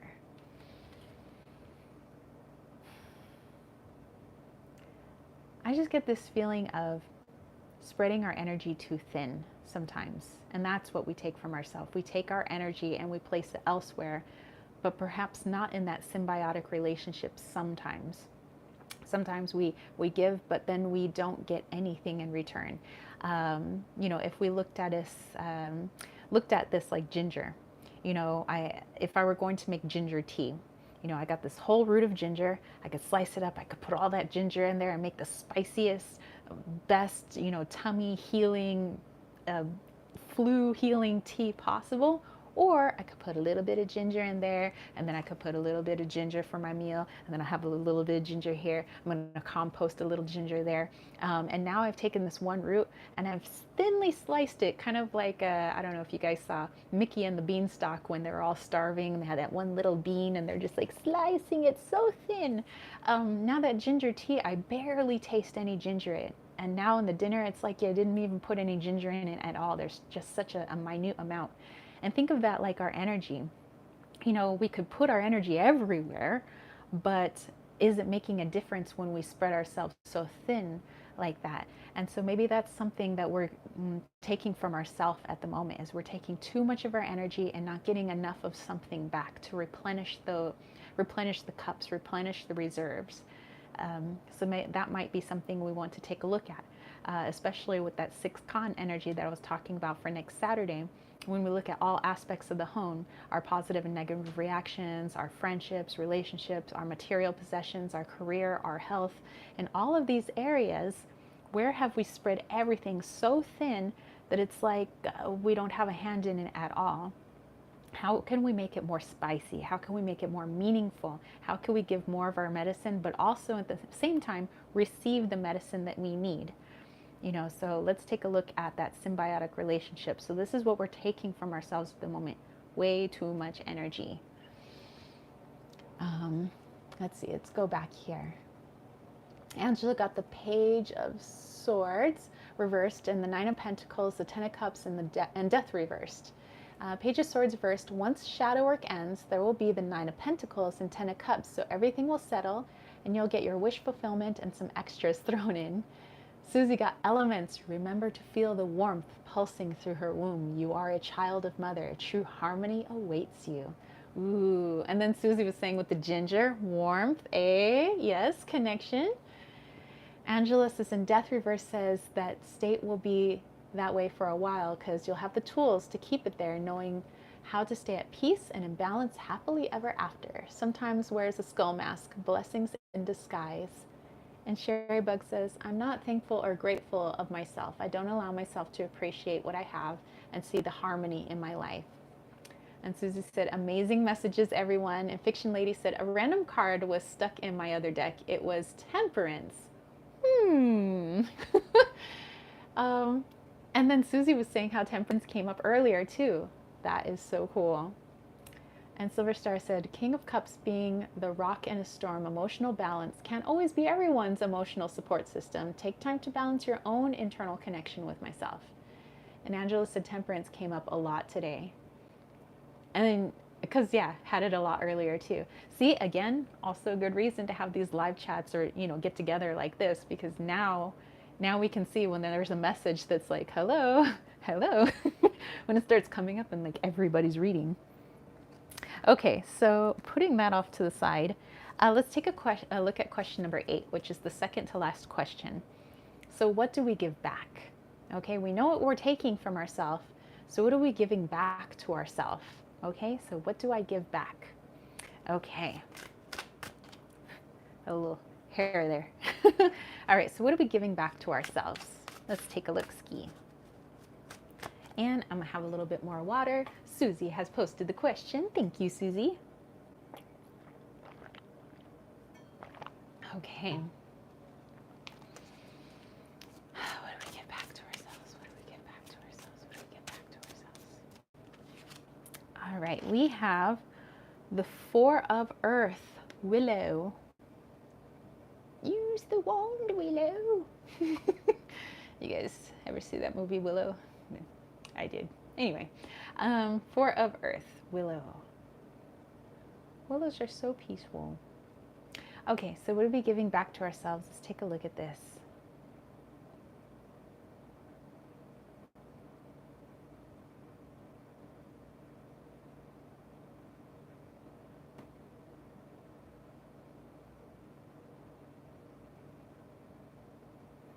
Okay. I see slowly giving our power back. Almost like, actually, like I was thinking of the movie Willow, and there's probably a reason that came to mind. Most everybody has seen that movie. If you haven't, dude, go see Willow. It's from back in the day, but it's a good movie. But as many great epic stories and adventures are, it's all about the hero's journey. The hero starts off one way, but through the series of events and everything that goes on, throughout that adventure, they come back the same person technically, but changed. They've been transmuted. And so something that we are giving back to ourselves at the moment, although we may be giving our energy all willy-nilly, in various aspects of ourselves, slowly but surely, we're starting to give ourselves our power back. We're starting to starting to remind ourselves of our power. That, if I keep giving away my energy in this way, I'm also in essence giving away my power because I'm getting nothing back in return. So if I remember to be more conscious of this, I give my power back to myself, kind of like this hero's journey, through this process, I'm learning all these things. So it's not I would say it's something bad, where we've been giving our energy away and then getting nothing back, because there's a lesson in it. We learn that we're feeling more drained, or I am starting to feel sick, or, whatever it may be. We're being reminded that there's too much of ourselves being given and not enough being given back. So we learn the lesson. We're like, okay, I acknowledge it. I see it. I'm going to start taking some of it back. I'm starting to want to get something in return. That's understanding our power, understanding our boundaries, and we're getting it back. I just see getting it back, that we're going through that hero's journey, and we are being reminded that we are the same person, but different, because we're a more empowered person at the end of this particular journey cycle or this chapter, before moving on to the next chapter. So I can dig that. Let's see, let's go back here. Angela said, whoa, I drew the Ten of Swords reversed and the Four of Cups, both people resting and reclining, figures in the mountains, one submerged in deep water, almost appearing dead. True deep rest, we can give back, true rest, true healing, true self-care. Don't feel guilty, just do it. And Butterfly says, that's a Willow sequel coming out in Disney. It's in a series format with the same original actors. Really? The original actors? It's been a minute. Wow. And Susie said, Dark Moon, in the dark of your heart lives new breath, awaiting to release its ghost. Let go of the past for me. And Cherrybug said, whole, self, health, balance, Ayurveda. I'm giving myself physical health even if I'm not so great with my spiritual at the time. It's very true. Maybe I should look into Ayurveda more. I don't really do that per se. Interesting. Interesting. Yeah, I can dig all these messages. All very, very poignant messages. Okay, so the final question, how can we honor it? How can we honor it? So that process of giving back something to ourselves, how can we honor that process? How can we honor it? So final question. Let's see.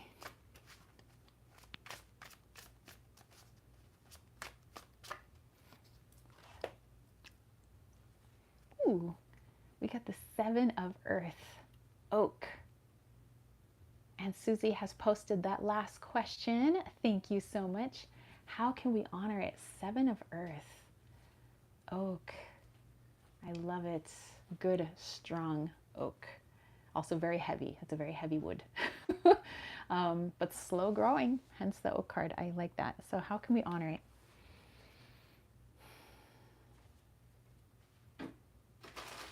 We can honor the process by remaining in the present. We know that with oak, it stands strong, it's tall, it has a power to it. But it took a long time for it to grow to its full mature height, for it to be the strong tree that we recognize. Same thing is for ourselves. We all start off as little saplings, but little by little, as we take in that symbiotic relationship, we remember that as much as we give, we should respect or accept, the same in return, some sort of energetic exchange, so that little sapling then becomes a pretty solid tree. From a pretty solid tree becomes an enormous tree, and that enormous tree is something of power and beauty, so that it can grow. And so that's a way to honor it, and the oak tree can't look far into the future and be so focused on that. Otherwise it wouldn't grow properly. It can't go back and, continue to focus on itself being a sapling. It has to remain fully in its present so that it can grow at the beautiful pace that it does. It takes an enormous amount of energy in order to grow an oak tree. And same for yourself. It takes a lot of energy to be you. So make sure that you're getting an equal amount. Equal amounts that you give, you should get equal amounts in return. And so in order to honor that process is to be in the present when that process occurs. Because it's hard to keep an eye on the energy that you're giving and getting if our mind is constantly over here or over there, behind us, in front of us. We have to be present here, just like the oak. All right, let's go back here. Silver Star says, I got the Hierophant, giving myself the time to learn, grow in wisdom. The depiction of this, she is writing down wisdom, keeping records, doing night school right now, as well as a lot of learning. Susie says, that jumped. Altar, a sacred devotion, a worship skin deep, rising from the ash, the waters you keep. Fiction Lady said, using the Mystic Cats Tarot, yay! Ghost Sky Kitten or Page of Swords. This card suggests shooting for something difficult at this time. In the reversed, it means it's time to rest and ground, to evaluate. Oh, thank you, Norshabam. How are you? Thank you, thank you. I'd be more than happy to pull a card for you at the end of today's reading. Susie says, I have an altar with Demeter right now. And Silver Star says, oops, it was the last question. I had to revise what I said. Oh, call you Norsh. Excellent. I will. Sherry Bug said, begin writing now. Create, express, inspire. That's pretty upfront too. Angela said, lots of reversed, and then something sort of cool came. Angela said, Five of Pentacles upright, Knight of Wands reversed, Six of Pentacles reversed, Two of Wands reversed. Angela said, and then the Tarot de la Nuit title came, which I termed the Goddess card. Angela says, as it wanted to stay with the deck, but I couldn't call it the Empress, so I read her as the Divine in the Upright. Sherry Bug said, I read the book entry about my card, and it was talking about the Elder Futhark. Maybe I should start studying runes as well. You know what, Sherry Bug? I almost busted out my runes today. I was like, I want to do my runes. I was like, nah, I'll use my stones for my property. Norj, okay, so yeah, if you want, yeah, instead of, I guess, maybe reading a card out for you here, I could do it over on my Instagram. I'd be more than happy to. So yeah, after the live chat today, I will pop on over there. Thank you so much. Silver Star says, wow, I got the Two of Cups, Queen of Swords, with the Shield and Shadow set, healthy boundaries, don't put up with people who wish to take my energy with no reciprocity. Exactly. All right. Okay, so let's see. Angela said, Five of Pentacles, another halfway point. All the reverses feel like options. You'll be presented with solutions, each with pros and cons, but none bad. So pick whatever is best. Norsh says, no worries, I'm happy to help. Thank you, thank you. Oh, sorry, there's like a little, sorry, there was like a little bug. It's probably came off of my little chinchweed. Let's see. Angela said the title card, the one that says Tarot de Lune is the Goddess card, came up in the upright. Yeah. Saying all these choices are from Spirit, meant for you. Don't be scared to choose any path, is better than none. Yes, exactly. All right. Okay. Okay. So let's put this away, and I'm excited to try and read with the stones from my property. All right, so these are some Arizona mountain stones. Okay, and they're all in this little bag here. I don't know if you guys can see them all, but on top of this weekly reading, I want to add a little bit of extra. So let's take a look at your elemental signs in Western astrology or Mayan astrology. I don't know. I guess you guys can't see them. Anyway, they look kind of like this. They're like really cool stones. Some are like quartz, copper, petrified wood, agate, calcite. They're all kinds of stuff that's on the property. Jasper. Anyway, Sherry Bug, thank you. I'll definitely maybe pull you a card at the end too. So Norj and Heather, Sherry Bug. Thank you, thank you.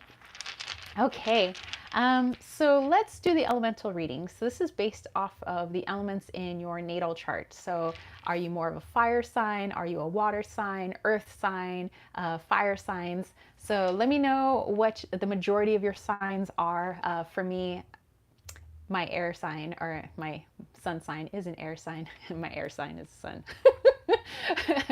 You can tell that I'm an air sign. My moon sign is an air sign, and my rising is a water sign. So I would be Gemini, Libra, Scorpio. But yeah, let me know what your moon sign is, what your sun sign is, your rising. Let us know what elements those are, okay? And I'm going to pull a stone for each of those elements, and then we'll do an added message, you know, for the week using these stones from the property. I thought that would be fun. Sherry Bug said, don't forget to hit that like. Yes, it really does help to grow the channel. Thank you. Angela says we should all pull a tarot card. She does. Oh, thank you. You guys don't have to, but you know, I wouldn't mind. Susie is air and earth. Sherry Bug is water and air. Susie is a Gemini sun, Virgo rising, and a Capricorn moon. Excellent. Well, let's see. James is a water, fire. Yes. So yeah, he would be a Scorpio sun, a Pisces moon, and a Leo rising. So, hey. um, Kayla is a Cancer sun, moon aqua, rising Leo.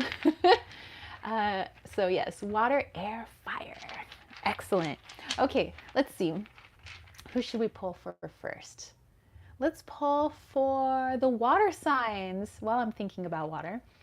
Angela's like, just as I said, I'd pull you a card. One fell off the deck for you. Oh, okay. Araceli is a sun, moon, Scorpio, water, Taurus, rising earth. Nice. Okay, let's see. Water. I think I got my water sign stone. Okay. Oh, all right. So this is one of the stones off the property.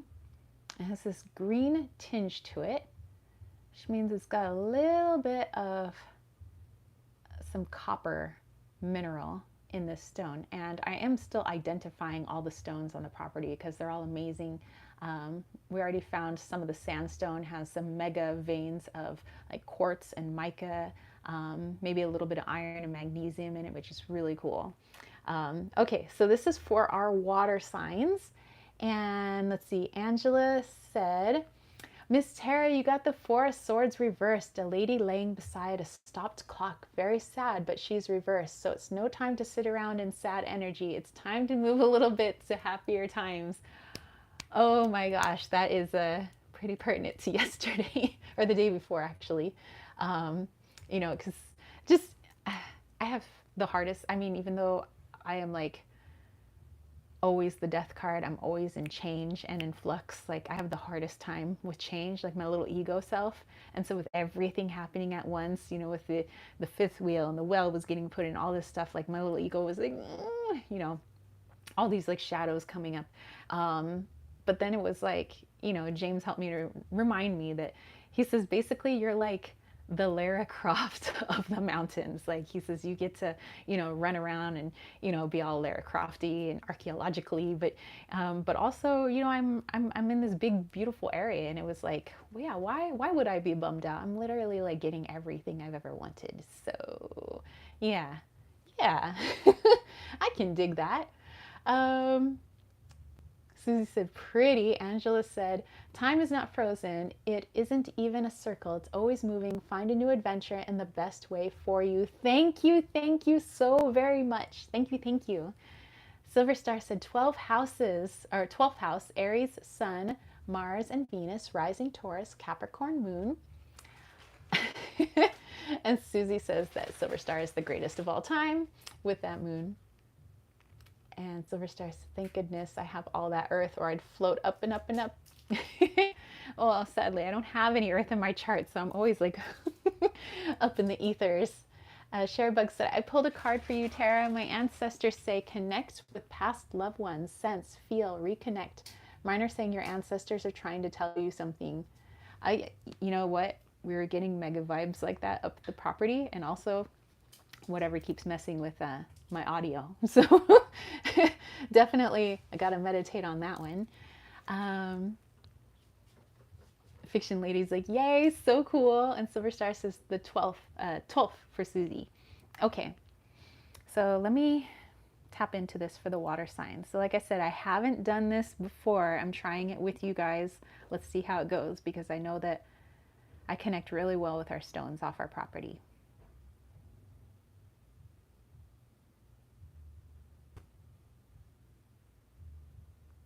Okay, so I'm seeing like electricity, water, and actually, I don't know if you guys can see it on camera, but I have goosebumps, like I'm feeling the electricity. So water signs, know that energy is just like water. It has to flow. It has to go somewhere. There's no way that you can stop water. Even when you think of a dam, we try to stop the water. The water is still trying to flow, it's still trying to do something. It's going to find its way around in some fashion or another. Even if it's just a little trickle, it's going to find its way around. or it's going to, you know, try a different outlet or something like that. So think about your energy during this week and take a look at all the your actions, your thoughts, your feelings. All of that is energy. How do you want to direct it? Watch in which the way it flows. You know, like when you are at work, watch your energy flow into the things that you're working on. Watch the energy flow between you, your coworkers, your bosses. Watch that energy flow. Watch that water flow, that electricity. And notice, are there any places in which it's flowing too much, too little? It's a trickle, it's a monsoon. You know, where's all of this water? Where's all this flow going? And it will give you an indication of where your energy is going, where it's being given too much, too little, where it's being blocked up somewhere, maybe where the water is being transmuted into something else. Maybe we want to change that. But it's time to take a look at your flow of energy. Even as it's interesting, I was going to start talking about myself in the third person, but it's probably because of my higher self. So even as I sit here, and if I were to think about the flow of energy, if my energy was water at this very moment, the energy is flowing through my body, it's flowing into this stone, but this stone is helping to give me energy. So that energy is flowing upwards and downwards from that source energy. My energy is also flowing out to you guys. Also, at the same time, I'm trying to keep myself grounded. So my energy is also flowing down into Mama Gaia. My energy is trying to flow into various thoughts elsewhere, and I'm trying not to let it so that I could focus on the messages. So be mindful of where all of that flow is happening. And you may feel like, oh, I'm just chilling, I'm just sitting on the couch, or I'm just sitting on the floor, but that water is always moving, it's always going somewhere. So water signs, maybe take the time, even if it's just 1 minute. In that 1 minute, where did all of your energy go? Where is all that water flowing? And the more you can be more mindful of where that water flows, the more easily you can navigate through your day, the less, I would say, drain you have on your energy throughout your day, because you know exactly where those rivers flow.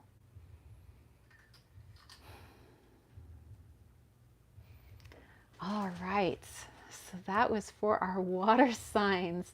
Oh my goodness, dude, I love these rocks. These rocks are rad. I'm literally walking on these rocks every day. It's gonna be awesome. Okay, Kayla said, Silver Star, we're both 12 houses, Sun, Mercury, and Chiron. Susie says, it could be the first with a whole sign. Anyways, you are beautiful.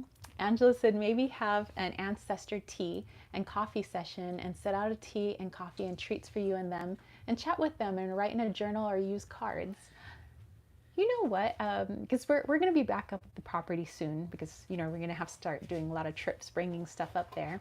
And I think next time I'm up there, that's something I want to do. And I know exactly where I'd want to go. I mean, there's a lot of beautiful spots on the property, but kind of down where there's, like, we have little waterfalls where there's like a lot of sandstone and stuff. I think I would love to go down there and just like have a tea and have a little listen, you know, to the ancestors there. I think that would be really nice. And yeah, I'll bring my journal, my bougie journal. Fiction Lady said, a hybrid fire and water. Yeah. Sherry Bug said, yes, I think it's your land ancestors. Angela said, I love this process when I get any special treats. Silver Star said, Taurus is my first house, was born in March. I think it's split with Pisces. Wow. Susie said, Placidus, what you came in with. Silver Star says, you probably know more than me, Susie. I'll have to send you a copy so you can look sometime. And Fiction Lady said, beautiful stones. I should try that with ours. And beautiful messages, says Susie. Sherry Bug said, whoa, hold on. I ask myself that all the time. Where did all my energy go? Kayla loves the message. Susie said it would be fun. Oh, Norge, wow, thank you. Thank you. Oh my gosh, thank you. Fiction Lady says, I have no air. Thank God. I have a Virgo moon, Capricorn influence. You know, I wish maybe there was a little earth in my chart. That would be nice. It probably would help. Kayla said, I love the rocks I have from your property. I'm holding the pink chalcedony. I'm holding it right now. Yay! Yeah. Oh, so you guys, by the way, when people get stuff from James and I, you know, from like a Desert Cauldron or my Kittens, Weights, and Tarot, I always try to put a little something special, you know, along with the things that people buy. So I've been putting little pieces of rocks from our property because I know that they're just so powerful, and I know they'd be great for meditation or if you wanted to put on your altar or whatever. But yeah, they're very special to us. So we like putting them in as little gifts. So yeah, Kayla got some. um, Let's see. Let's go back here. Kayla said, sorry, I said the same thing like twice. Hey, no worries. Norge is like, hi again. Yes, thank you, thank you. Everybody's like, Kayla, woot. Angela says, I got Cancer, Sun, and Moon, and Capricorn is the next sign over. I know I have Black Moon Lilith in my chart. Only see my chart one time. And Susie's like, that was my Scorpio placement, Black Moon Lilith in Scorpio. Whoa, Susie, whoa. Okay, so let's pull a stone for fire. Yeah, fire. Okay, fire, fire, fire. I'm like, here we go, fire. Okay, we have a stone for fire. Oh, okay. So this stone actually, Silver Star's like, me too, Lilith and Scorpio. Susie's like, sexy. So there you go. Okay, so our fire signs, you have this kind of, it's kind of red and black. So it's actually what could possibly, I mean, I'm no like geologist or anything. I can only guesstimate some of these minerals, but it kind of looks like, because we do have a lot of jasper on the property, a lot of red jasper. So I think that this is red jasper, but mixed in with what the black could be. It could be iron, it could be magnesium, something like that. But yeah, just for you mineral folks out there, if you were wondering what kind of stone this might be. But this anyway is for our fire signs. Fiction lady, wow, thank you. I will pull a card for you at the end, definitely. Norja's like, I love your giggle. Yeah, you know, I think it runs in the family, like my brother, my father, me. We're all known for our like weird laugh. Okay, so fire signs. Let's tap into what this baby has to say.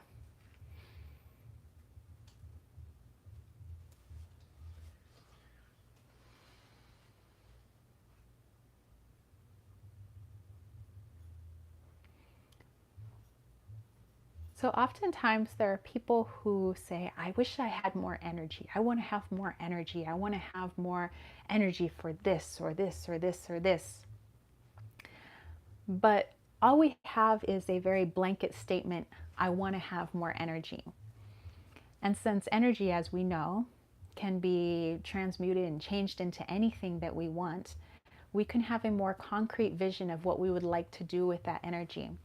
And what I'm seeing right now is somebody with a sword, and well, actually they're forging a sword. So they have their anvil, and they're working and creating this beautiful piece of weaponry, but also a beautiful piece of art. And so you could have all the fire and all the energy in the world, but what are you doing with it? Where are you placing it? And we were kind of talking about that earlier. You know, if let's say you're on a health journey or a weight loss journey, or you just in general, you want to overall have better health for your body and for yourself, whatever that means for you. You could say, I wish I had more energy to be a healthier person. But what does that mean? What do you want to do with that energy? What does health mean? Do you want to be able to squat down and pick something off the ground without getting winded? Do you want to be able to run a marathon? You know, what do you mean by having health? What do you mean by having energy? Is it that you just want to have the energy to keep up with your grandkids or your kids or your fur babies or whatever it may be? Have a specific intent in mind and place that fire energy towards it. Forge it into something. Otherwise, it gets dispersed into these particles, into the ethers, and it's harder to manifest what you want. So if you want better health, then what does that look like for you? Why do you want better health? What does better health mean? If you want to, let's say, become less stressed at work, what does less stress look like? Have an idea in mind of what that looks like. The more we can see it in our mind, the more we can forge it. A blacksmith working at the anvil doesn't do it with their eyes closed. They have to have their eyes open. They have an intent. They just don't start hitting hot metal all willy-nilly, hoping something appears. They have something in their mind and they make it. They bring it from the fourth and fifth dimension and they bring it into the third dimension.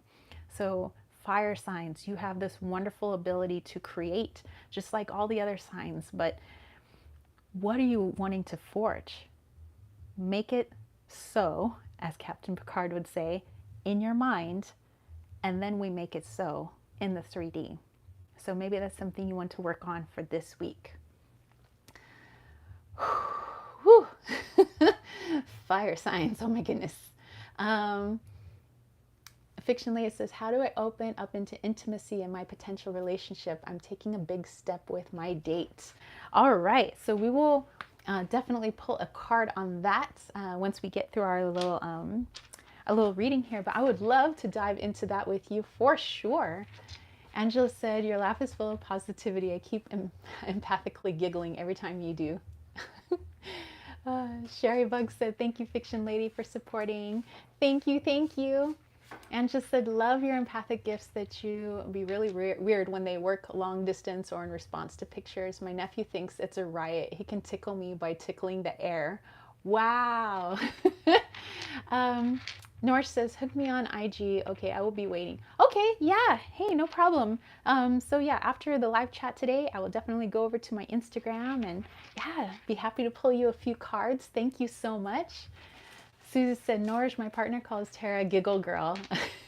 He can hear her sometimes in her videos. Yep, I remember you saying that. Sherry Bug said, I have 8 planted in air. Wow, 8 planets. Oh my goodness. Sherry Bug said, no wonder I feel the need for so many crystals and for being outside, struggling to stay grounded. And Silver Star said, stand by me. Oh, stand by me. Stand by me. Oh, darling, darling, stand by me.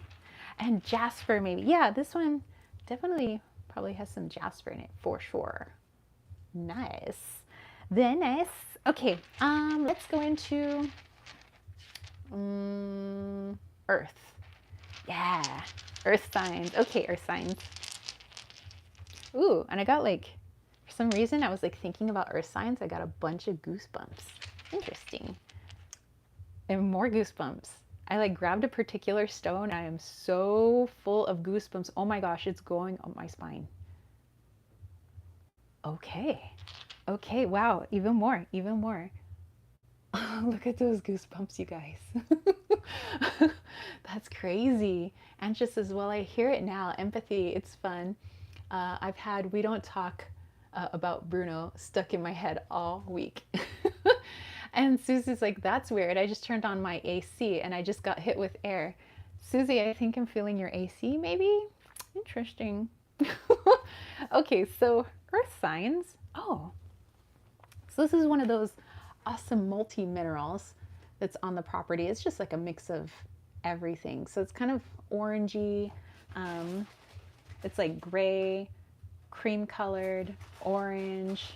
It's got all kinds of stuff. You can definitely see that there's like a little bit of agate in there. There's probably lines of, again, that iron or magnesium in there. Yeah, all different types of things. I'm telling you, the stones are magical. Angela's like, ooh, that one would be good for scrying into. I know, right? This is cool. Okay, Earth signs. Let's see what this stone has for you. Okay.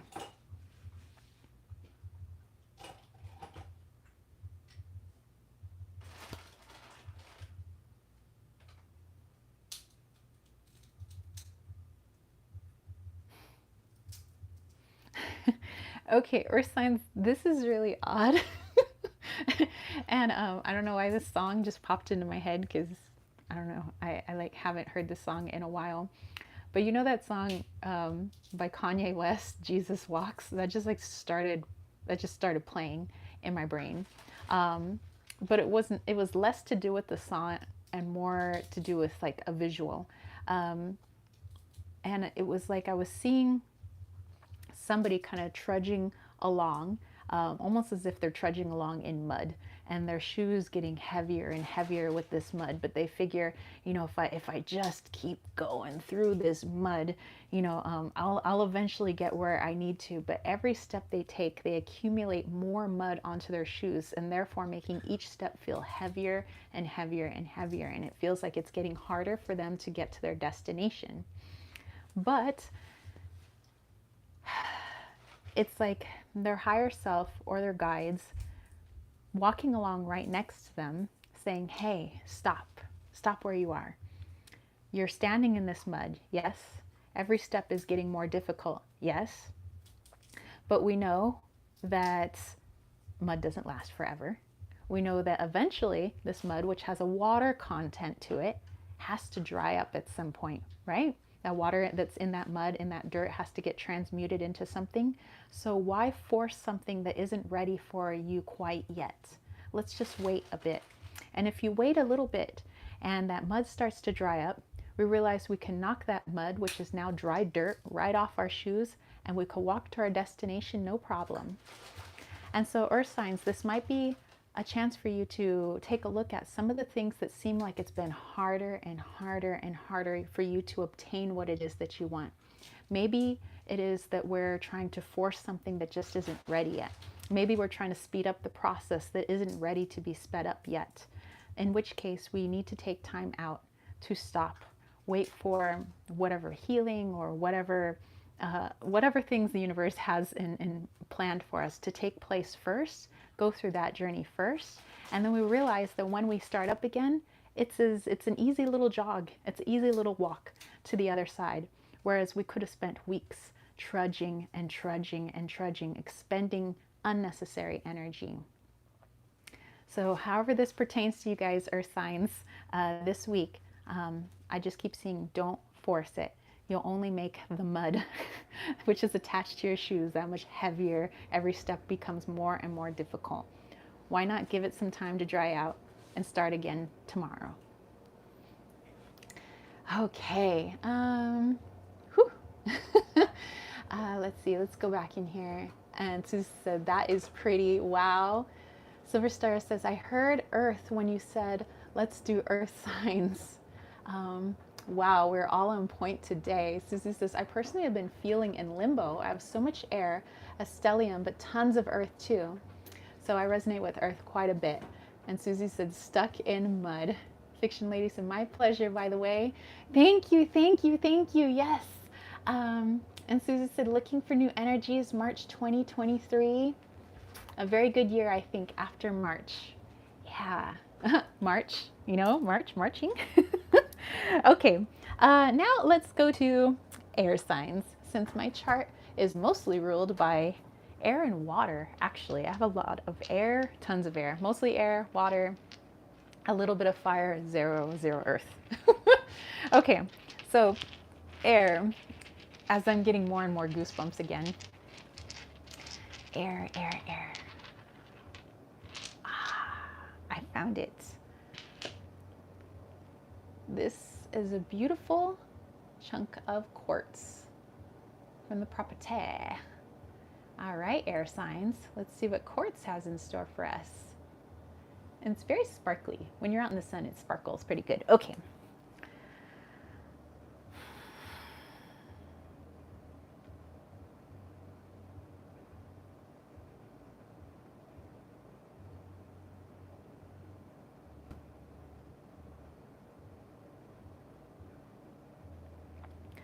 Okay, air signs, known for having fabulous ideas, wonderful communication. Depending on all the other placements, I was getting some cheekiness as I kept seeing what I was seeing in my mind. But I kept seeing all of these balloons getting filled with this helium, and all these balloons going up into the air. And it was beautiful, a beautiful array, colors of balloons, different types of balloons, Mickey Mouse balloons, red balloons, yellow balloons. And it was saying how beautiful it is when we watch that occur. But what if we just put that air, that helium, into the air? Well, we can't see it.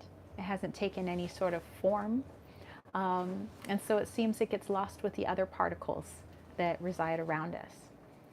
But if we have something to contain it, something to put it into and have it take shape, kind of like we were talking about with the fire signs. You know, the fire signs want to have an idea first here, right? And they take that idea and they make it physical.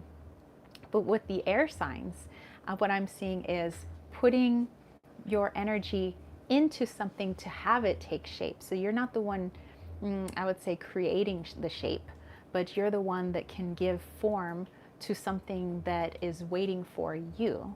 I don't know if that's making sense, but it's, let's say somebody wants to, let's talk about, like, let's say, hashtag burning sage, the retreat we want to create. So the form is loosely there, you know, the property is there, the placements for all of these yurts are there, these benches, walkways, all these things that we could do. The possibilities are there, but they lack the air sign energy that is needed in order to fill up that form and turn it into the yurt, turn it into the walkways, turn it into the benches and the things that we would want. So it's going to be a process of bringing people together, and certain people need those air sign skills. That particular idea needs that air sign in order to kind of fill up that balloon, which would become, you know, that retreat. So something is needing your ideas, your energy, for it to become what it needs to be. So the idea is already there. The blueprints are already there. But for you air signs, your unique properties, your unique qualities are what's needed to fully inflate it and make it what it needs to be. So working with somebody this week in that regards. I just keep seeing like the balloons. All I do is I just keep seeing balloons and how beautiful it could be. But a balloon without the helium or without the air is just a little, it looks a little sad actually, you know, and all the helium and all the air without something to put it into, that's hard to see actually. But you put the two together and you create something really beautiful and fun. And so that's something that is possible for you guys this week and beyond, you know, not just this week, but especially, you know, because we have that equinox coming up. Maybe there's something fun that you guys can create with somebody else on that particular day or this particular week. All right. Let's see. Let's go back up here. Angela said, air feels tickly today, and the word tickles. Susie says, it's like shopping on your property. I know, right? Angela said, oh, that crystal is all over my area. I picked it up a lot sometimes. I'm blessed with natural stone hearts finding me. Earth Valentines, yes. Susie said, I think it's so cool. Blessed land. Angela said, yes, yes. May the land we all walk on be blessed with positivity, healing, and love. So mote it be. So mote it be, yes. Susie said, beautiful Angela. Hashtag burning sage. And Fiction Lady says, oh my gods, that sounds like me. Angela said, no sage, but a forest scented with candle for my matron Gaia, Mother Earth, love. Susie said, dreams come true in March. I am telling you, this is the work put in when Saturn goes into Pisces and meets Neptune, landing that dream into reality. So dream big and do the work. I'm trying. Angela said we should get together here on the equinox and have a fun chance. Oh, you know what? That's a good idea. You know what? Maybe I'll do a live chat. You know, we could have a little Mavin thing going on. You know, I think that would be really cool. What do you guys think? You know, maybe pull some cards. Maybe do a little ritual. I think that would be cool. Fiction Lady's like, love that sparkle. Yeah, dude, this is amazing. Okay, so let's dive into The special question, yay! All right, so what the special question is, over on my YouTube channel, where you can see all of my videos, I post questions and things like that. So for this week, I posted 4 questions and everybody got to vote, and the one with the most votes, of course, like quote unquote wins. But I also post those same 4 questions to YouTube members, and I also post it to my patrons. So if you're a YouTube member, you're a patron, technically you get more votes because you get to vote there, but you also get to vote on the public page. And so it did come down to me counting votes once again, but we did have a distinct winner. So let's see, Sherrybug said, that sounds amazing for Mavin. Okay, let's do it. Angela said, yes, maybe in the evening. Sadly, I work during the day. The evening lives are easier for me to hit. I got the day off today, so here I am. Okay. You know what? I would probably want to do an evening one. Let me plan that out then. I think that'll be fun. Okay. All right, so here's the special question that won. The question is, what is distracting me from my mission on Earth? Okay, big question, you guys. What is distracting me from my mission on Earth? And I choose to use the Naked Heart Tarot for this one. What is distracting me from my mission on Earth? Okay, let's take a look-ski. What is distracting me from my mission on Earth?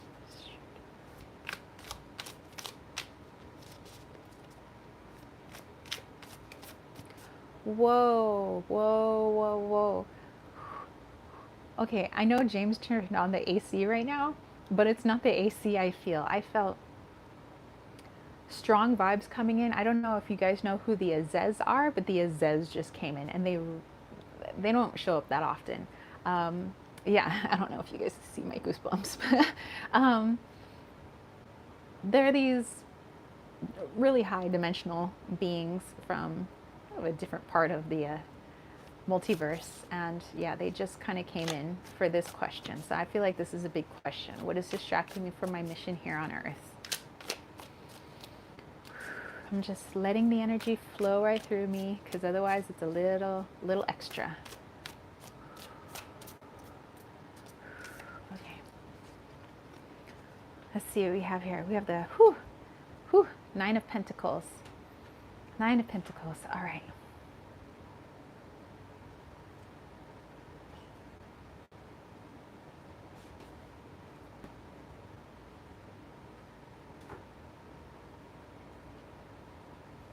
Hold on. I think I need to channel, so a little bit more than I have been.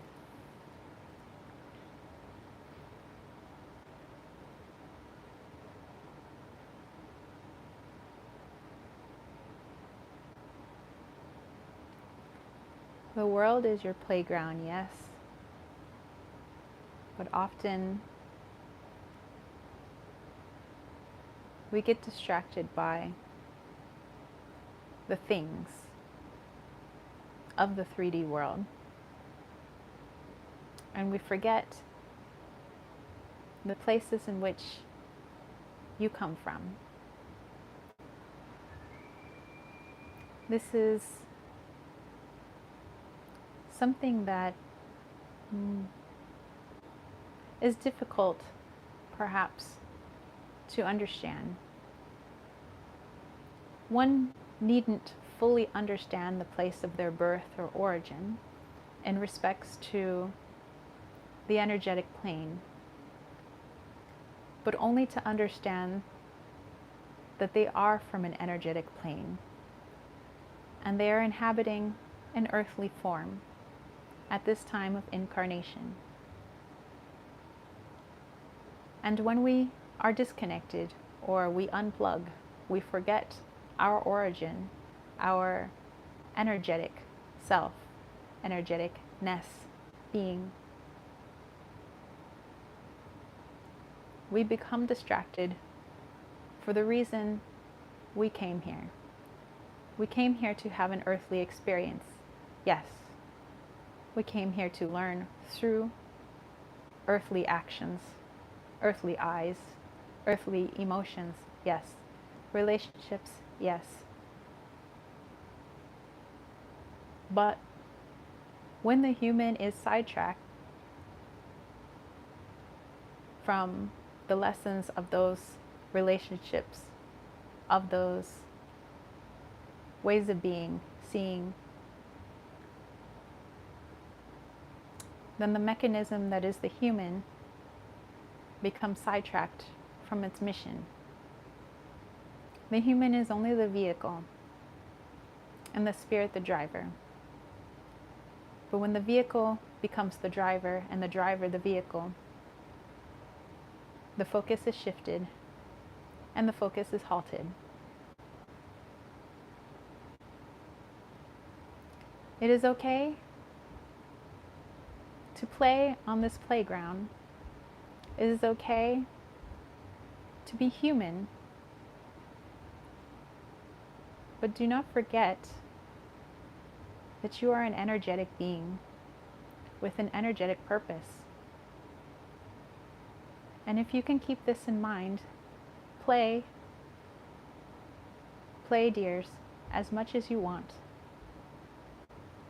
But don't forget your connectedness, for that will continue to drive you in the right direction.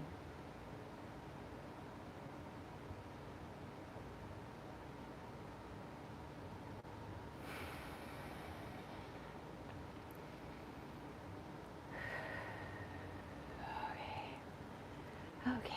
Ooh. Ooh. Ooh. Okay. All right. Wow. Whoa, you guys. That's a big one. Okay. Let me go back here. I missed, I think, a bunch of your messages.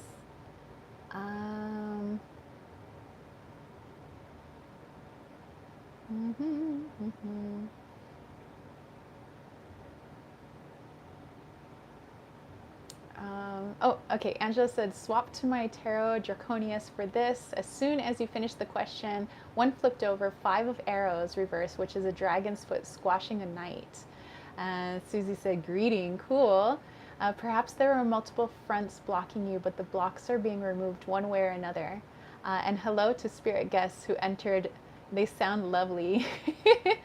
Silver Star says, have to forgive me on my work going between. Hey, no worries. Silver Star says, would love to do a PJ and Autumn Equinox live.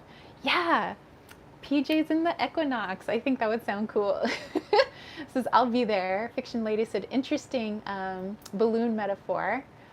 And Susie said, anyone hear of walk-ins? Susie says, yes, some woman in chat today told me I was one. I don't know. I personally don't think so. A walk-in. Interesting. Angela said, drew more cards to clarify. Got the Knight of Swords upright, the 8 of Coins upright, 3 of Grails reversed, and 10 of Swords reversed. Susie said it was a couple of years ago. And Silver Star says, I love that shirt. It's so cute, Tara. Such great taste. Just had to say thank you. Angela said, the burdens aren't on you. Do whatever little things you can to bring what you want to you. You don't have to give so much, but remember your vows and offerings and those you work with. Even as burdens go and times get better, don't forget us no matter where you go. This is where we're always here and we'll always help. Just please don't forget we're here. Aw. Susie said, that's amazing. Silver Star says, yeah, Susie, trust yourself. I have thought that too about myself. It doesn't seem to be true for me either. Wow. Wow, you guys. Big messages coming in. I dig it. I dig it.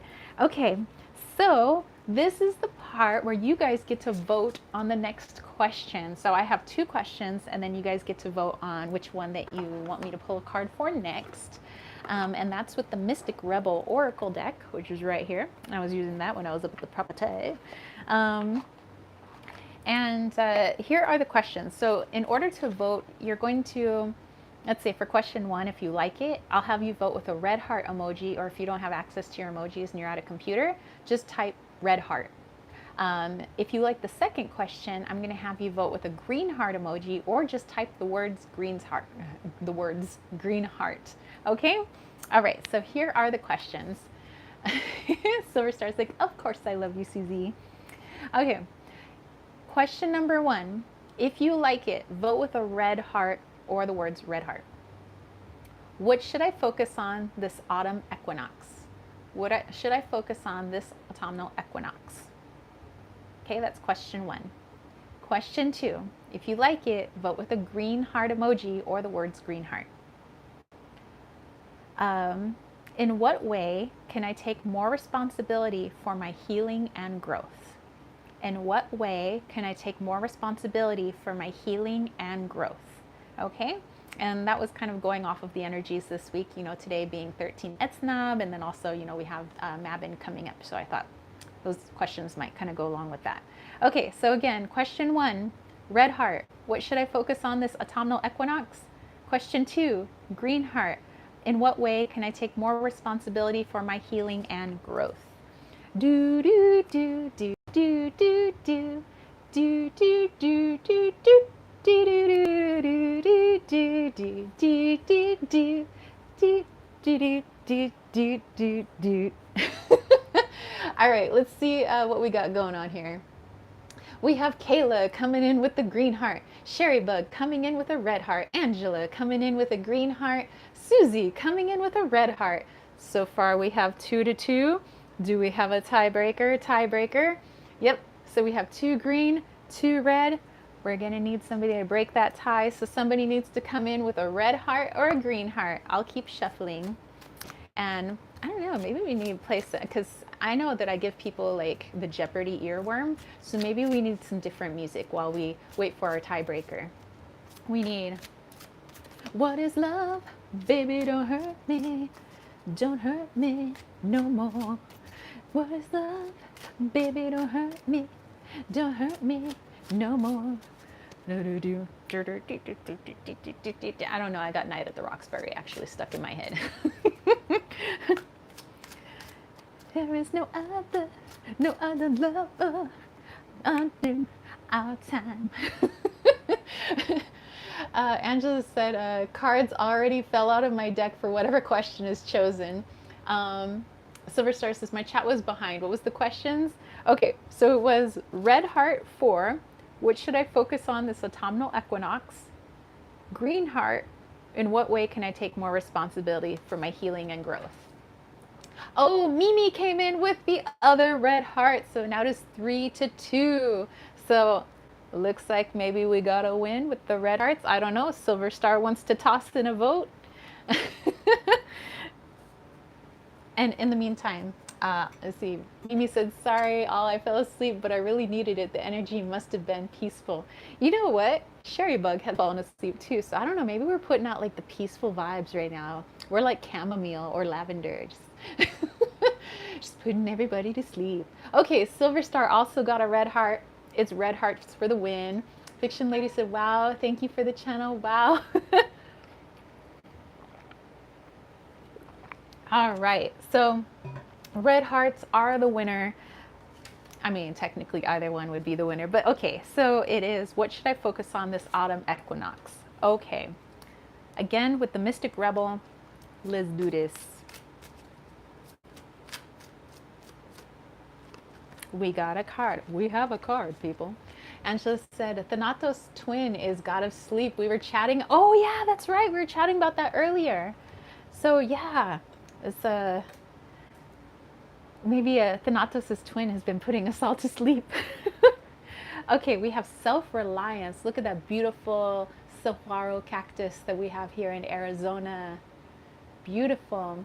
Angela's like, if you don't feel safe, you don't sleep. Oh, that's true. And temperance and peace has been a theme. Susie I just drew coming of winter. Again, sleep, rest. Very nice. Okay, so the focus for the autumn equinox.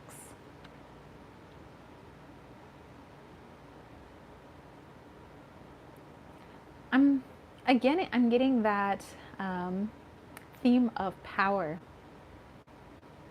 And in that time of stillness, in that time of neutrality, that balance between positive, negative, night and day, yin and yang, light and dark, in that space that we've been given so graciously in this, turn of the wheel, that we're given at each points in each of these times of the year.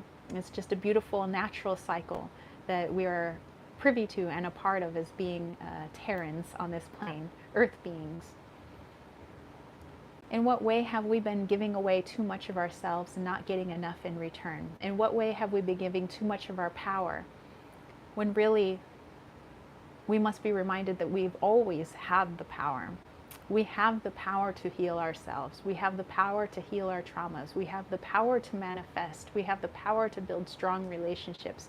We have the power to do anything we want on this earthly plane. But we have to remember, just as we got our message earlier from our Azez friends, that we're more than just 3D beings. We're in a little earth suit right now. We're a multi-dimensional being. Some of you guys are from Sirius. Some of you guys are from Andromeda. Some of you guys are, from so many vastly different dimensional spaces and places. And you have a wonderful energy that you bring to this planet. Why would we ever give our power away and forget that we come from this beautiful energy? And I know that it's so easy to get caught up, in this matrix world, and it was designed specifically that way for a reason. So it would be hard to remember exactly our origins, but that's a discussion for another time. But in this time of the autumn equinox, start looking at who, what, or where we've been giving that power away. And how can we take it back? Sometimes it's as easy as saying, me. I'm me. I'm going to go do this. I don't need, and this is not to say I'm taking my power back and you do everything yourself. That's different. We rely on each other for help. Yes, we can ask for help. I'm more talking about your energetic power. When we say, let's say you have an annoying neighbor, and this neighbor just annoys you endlessly, and they say things, and then you say things back, and you get hurt, and then you have a horrible day, and you say, I can't have a good day because of him or her. Well, you're now giving all of your power to this one person and saying this one person is the reason you can't have a good day. And you're interacting with that person's energy. They say something, so you say something. They say something, so you internalize it, you take it on, and you let it fester and grow and whatever. So in the responsibility, we'd say, that person probably is having a very bad day. I have no idea what's going on in that person's life, but it looks like they're trying to dump it onto me, and they're trying to project onto me, and I don't resonate with that energy. I'm just going to put up that shield. Bounces right off. And instead, we send love to that person. That puts us in the empowered position. I choose not to engage in that energy. I choose instead to transmute it with love. All I'm going to do is give love to this person. If this person is not getting any sort of negativity back, they're going to choose not to continue to engage in you. If all they're getting is love from you and all they want is negativity from you, they're not getting what they want. And if they're not getting what they want, they tend to just disappear from your reality. So, or maybe some healing takes place. That person changes and now they're doing nothing but projecting love back onto you. So this autumn equinox would be a lovely chance to take a look at what energies we've been engaging in and how we can take our power back from those energies, those situations, how we can be back in the driver's seat and not saying that these situations, these people are the reason why I'm doing this. You forget that you're more than just human. So let's remember that yes, we're human, but yes, we're also a very, very powerful spirit. Whew, whew. All right. Okay. Let's go back here.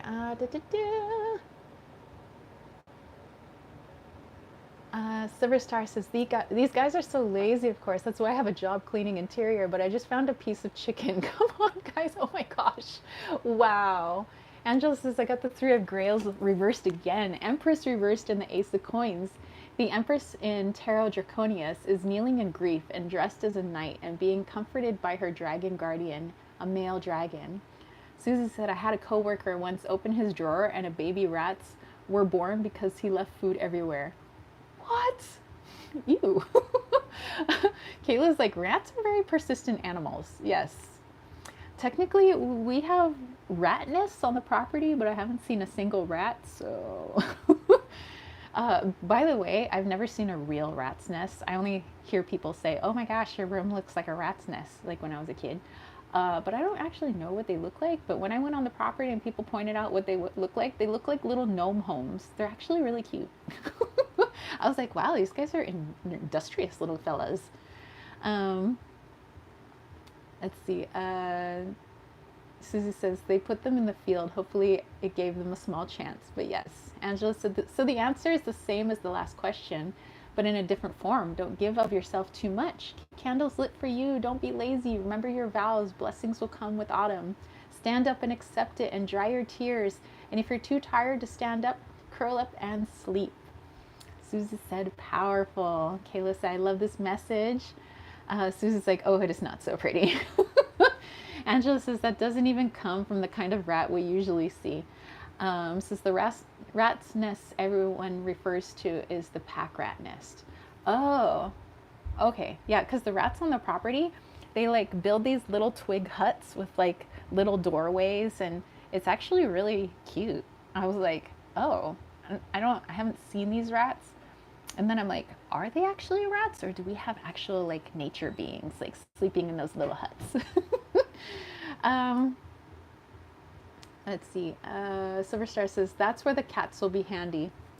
Sue's like, they will chew through everything, so be careful. Yeah, I'm already preparing to make sure that there's like not stuff out for the rats or like any wires or things for them to chew on. But you know, I'm mindful that they're there. I just haven't seen them. But I'll just assume they're still there.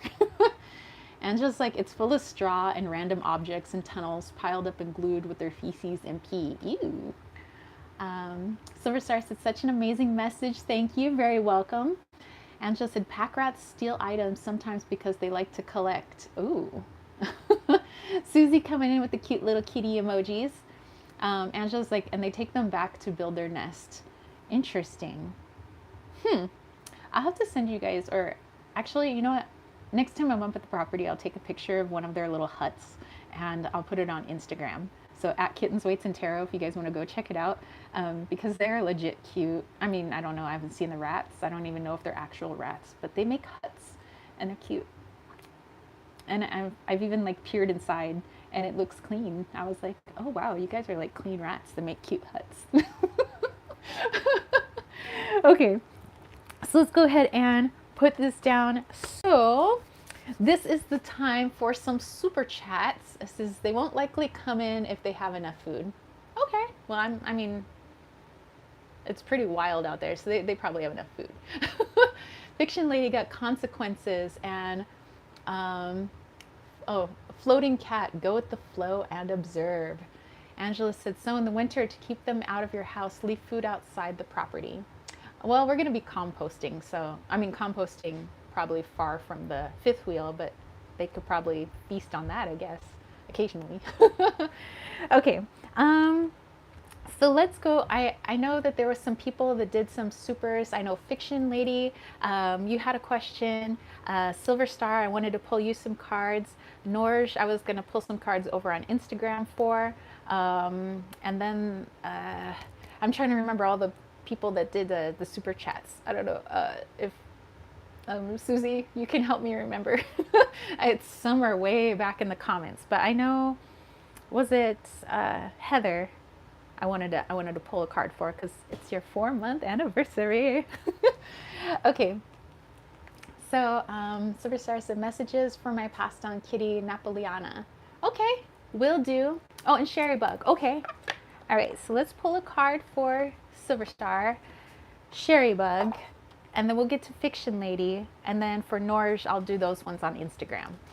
Okay, I think that's everybody. Okay.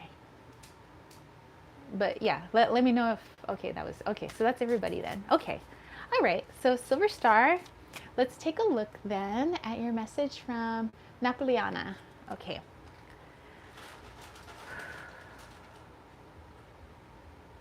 As you know, I love connecting to animals.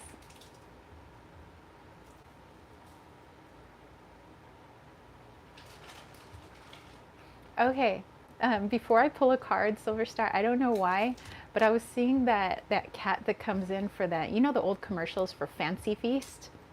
And it's like the ting ting ting on the crystal glass, and that brings the cat in, and the cat knows that it's time for din din, for the little fluffy cat. I don't know. So I was getting like this like royalty, like a fancy, fancy feast. So I think that was your cat kind of maybe announcing its energy. Okay. Oh, okay. We have Frangipani. Let's see. Oh, Kayla too. All right, all right. Angela said the white Persian cat. Yeah. And Sherry Bug said, I'd like to know if there's any guidance from you out there on my ridiculous attempts at dating and romantic relationships. And Susie was saying that Kayla's photo is so cute. Aw. Okay. Um,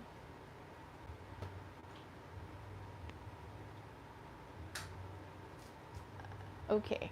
All right. So let me actually, this is really strange. Let me take my camera to go get my charger because my fully charged phone just decided that it's at 5%. So something just drained the heck out of my battery. So we're going to go grab my charger.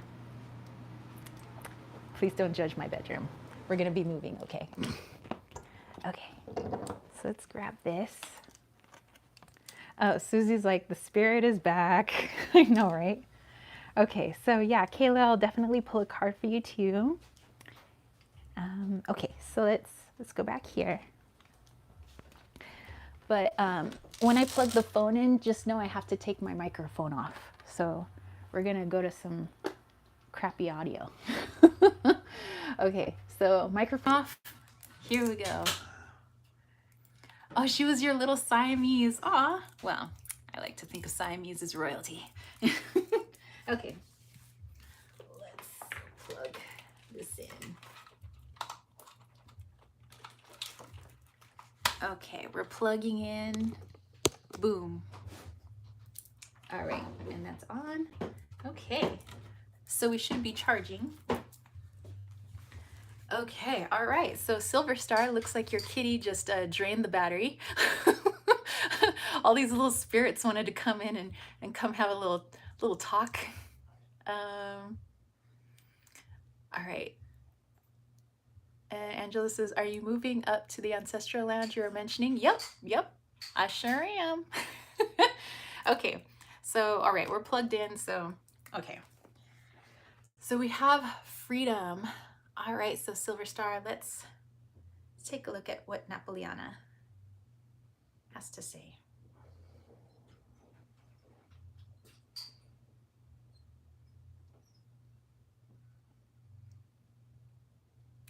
So your sweet little kitten was actually it kind of goes along with the whole fancy feast thing. You know, the cat knows it's royalty. It knows it's special. It knows that the owner is going to set out something very fancy for it, something delicious. And your kitty was saying to have more of that in you too, to expect good things for yourself, to expect that you're going to get what you want. You're going to expect respect from people, that people will treat you fairly and kindly. That when we go out into the world and we expect that people are going to be devious, or they're going to lie to us, or they're going to give us less than we deserve, then that's what we're going to get. And so, much like your kitten and much like cats in general, they know who they are, what they want, and what they're going to get. And so, therefore, they get it. And so, they practice the law of attraction even if they don't even know what the law of attraction is. And so, your cat wanting you to almost look at yourself like you are royalty, because, of all of us being divine beings, I mean, technically, in a 3D sense, that makes us royalty, right? So to look at yourself as if you are the royal.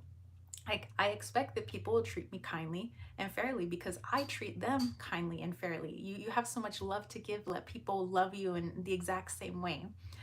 You might say, oh, I don't deserve that, or that's probably not something I could obtain. But your cat is saying to have a mindset like that, that makes it true. I don't deserve that. Therefore, things that come into our life is like going along with that same narrative, or that can't happen for me, so therefore it won't happen, or it makes it harder for it to happen if you're truly trying to manifest something. So to go around like the fancy feast cat, much like maybe your Siamese or those or the little Persian cats, and say, yeah, I deserve that. Yeah, I need that right now. Or yeah, I know that there's great people out there and they're going to treat me kindly and fairly because that's what I do for them. And to put yourself into that mindset, not a naive mindset, of course, having some logic, but knowing what you deserve, and knowing that you will get exactly what you deserve. And you deserve the world. We all do, because we all come from that divine infinite source. So just a little message for Napoleoni. um, let's see, let's go back here.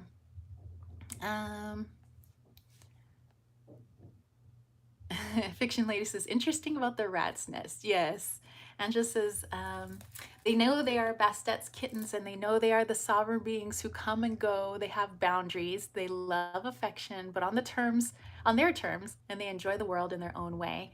They expect to be treated well, embody that cat energy. It's a good energy. Hail to beautiful Bastet of the perfumed oils and the beautiful house.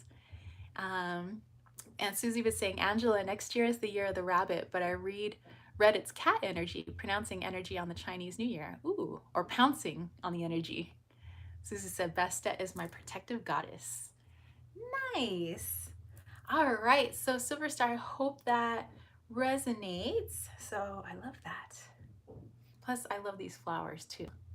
They're so beautiful. It's like they stay, like even when you pick them, they stay alive forever almost. Silverstar, she knows I've been working on my confidence, knowing I do deserve good things and allowing myself to receive. I was really sick with a kidney infection. I almost died. She came down with kidney failure. Aww. And Mimi says, I got the crone, wise elder looking out, then the nine of water, a lush and prosperous woman sharing apples. And Angela said, oh, perhaps Bastet was trying to play with you. I love Bastet. She's amazing. And Angela said, oh, magnolias. And Silverstar was saying, right after I felt she took it on. I think a lot of times our fur babies, because they love us so much, they do take on a lot of our energy. They are just, they're so selfless and so good. You're very welcome, very welcome. Susie said, thank you, the goddess. You are fine. All right, so let me move this off to the side. So then we had Sherry Bug. Yeah, Sherry Bug, and then a Fiction Lady. Okay, so Sherry Bug, you were talking about your relationships. So let's go back to Sherry here. Just trying to find your question. And I think it was, Angela said, animals have shorter lifespans, I heard, because they already know to love without condition. Humanity is still learning that. You know what? It's probably very true. Very true. Okay, so Susie said it was about romance. All right, so you're you said the ridiculous people that have been showing up on the dating scene. Fiction Lady, so my phone needed to be charged too. We are too much for our tech. Interesting. Interesting. Susie turns on her AC, but then I feel it, and then my phone goes dead. Now Fiction Lady's phone goes dead. Susie falls asleep, and then Mimi falls asleep. I tell you, dude, we are like so connected here. Susie's like, sending you lots of love, babe. Yeah. Or hot love. Yeah. Angela said, so romantic comedy. Sherry Bug's like, yes. Okay. Let's go, Sherry Bug. Let's see what you got. Let's see what the dating scene got. What's with all these ridiculous dudes? Or as back when I was in high school, my my girlfriends would say, we don't want to date no Mickey Mouse. Like, I don't even know what that means, but it was funny at the time. Anyway, I want to date no Mickey Mouse. Okay. Okay, let's see.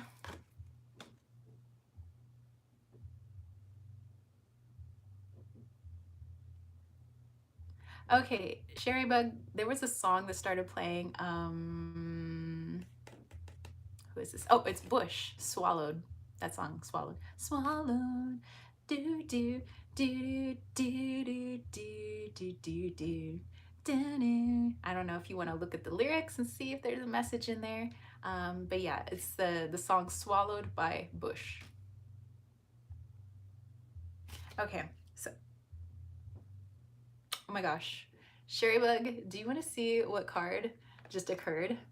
Again? It's the same freaking card. I swear.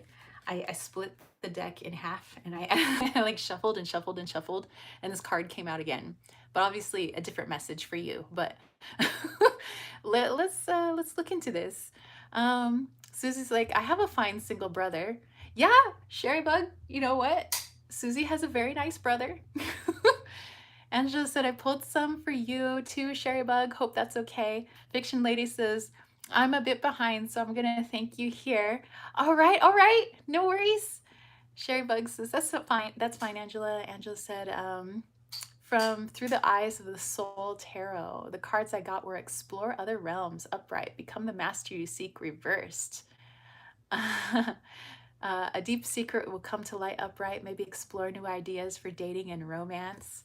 Okay, all right, so let's see. Sherry Bug.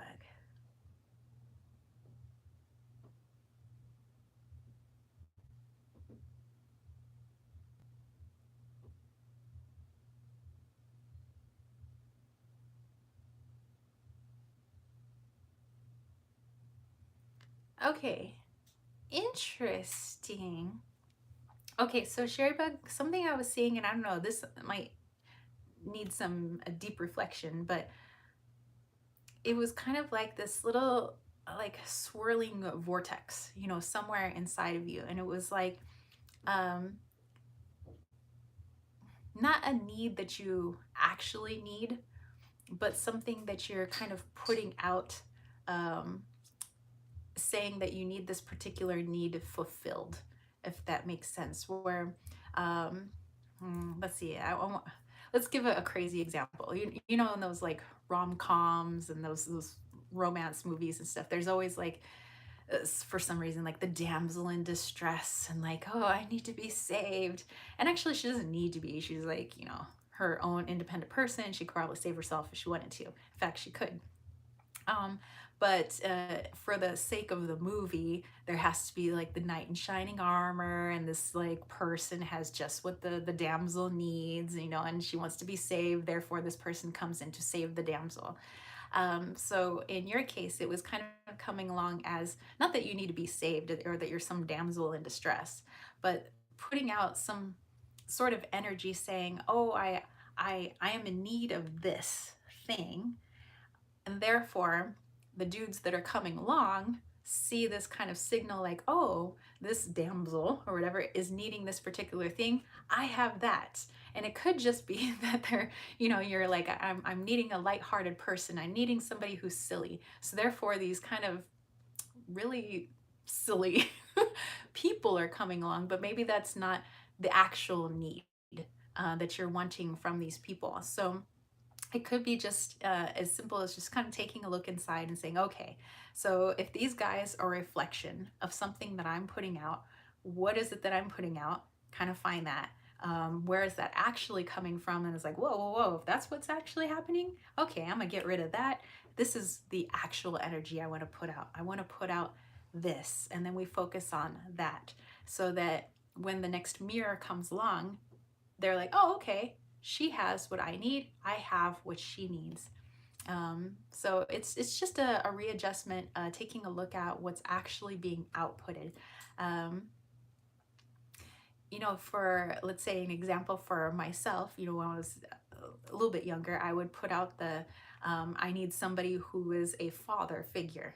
do I need actually somebody who's a father figure? No, but I needed to heal the relationship with my father, so I stopped seeking people that were a father figure. So that kind of thing where it's like, why do these people keep coming around that like want to be my dad or want to be the man and they want to take control? And it's like not actually consciously what I wanted, but subconsciously that's what I was pumping out.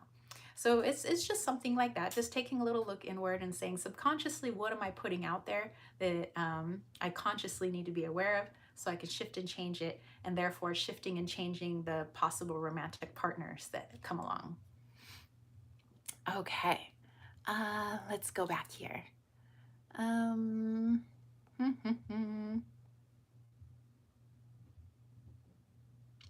Angela said, not go with your usual type. Spend time as friends and with a group that isn't like you usually do. Susie says he has some things in common with you, I know. Oh yeah, Susie's brother. Angela said, deep secret will come to light. Perhaps you might find what you truly need and want in love by getting outside your comfort zone and being forthcoming. Susie said, I think on how to do this, or I'll think on how to do this. Sherrybug said, holy cow, what you mentioned, silly. All the time I say I have a serious life, so I need someone who makes me laugh, and they do, and end up being jokers for real. Sherrybug said, good point, Angela. Wow. So yay, okay, I'm glad that resonated with you. So yeah, it was that came with our little beautiful French peony. Flowers here. Interesting. Same card, drastically different message. All right. Wow. Okay. And then let's see. We have a fiction lady.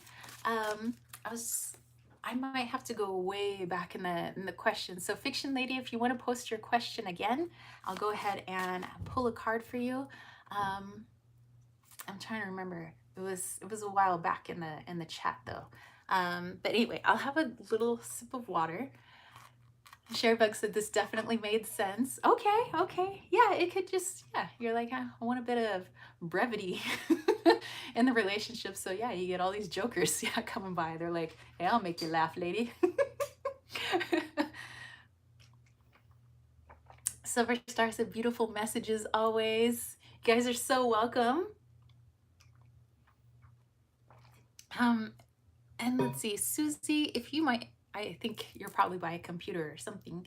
I don't know if people want to like go way back and see what Fiction Lady's question was. It was right after she posted her super sticker. Can't scroll back. Next time I'll write them down. Oh, okay. Well, I think Fiction Lady was just a little behind on the chat, she said. So she'll probably pop back in for her reading. But let's see if I can scroll back a little bit. Kayla said, oh, the chat froze. Oh, okay. Never mind. Okay, it's game on. Okay, let's see. Let me see if I can go way back. Maybe it says, I got inner work and awaken your inner force. Maybe you could do some self-work for manifesting something great. Yes, very cool. Okay, so it only froze for a second. Oh, okay, so Sherrybug found it. It says, how can she open up intimately in relationships? Okay, gotcha. Thank you, Sherrybug. Okay. Okay, here we go.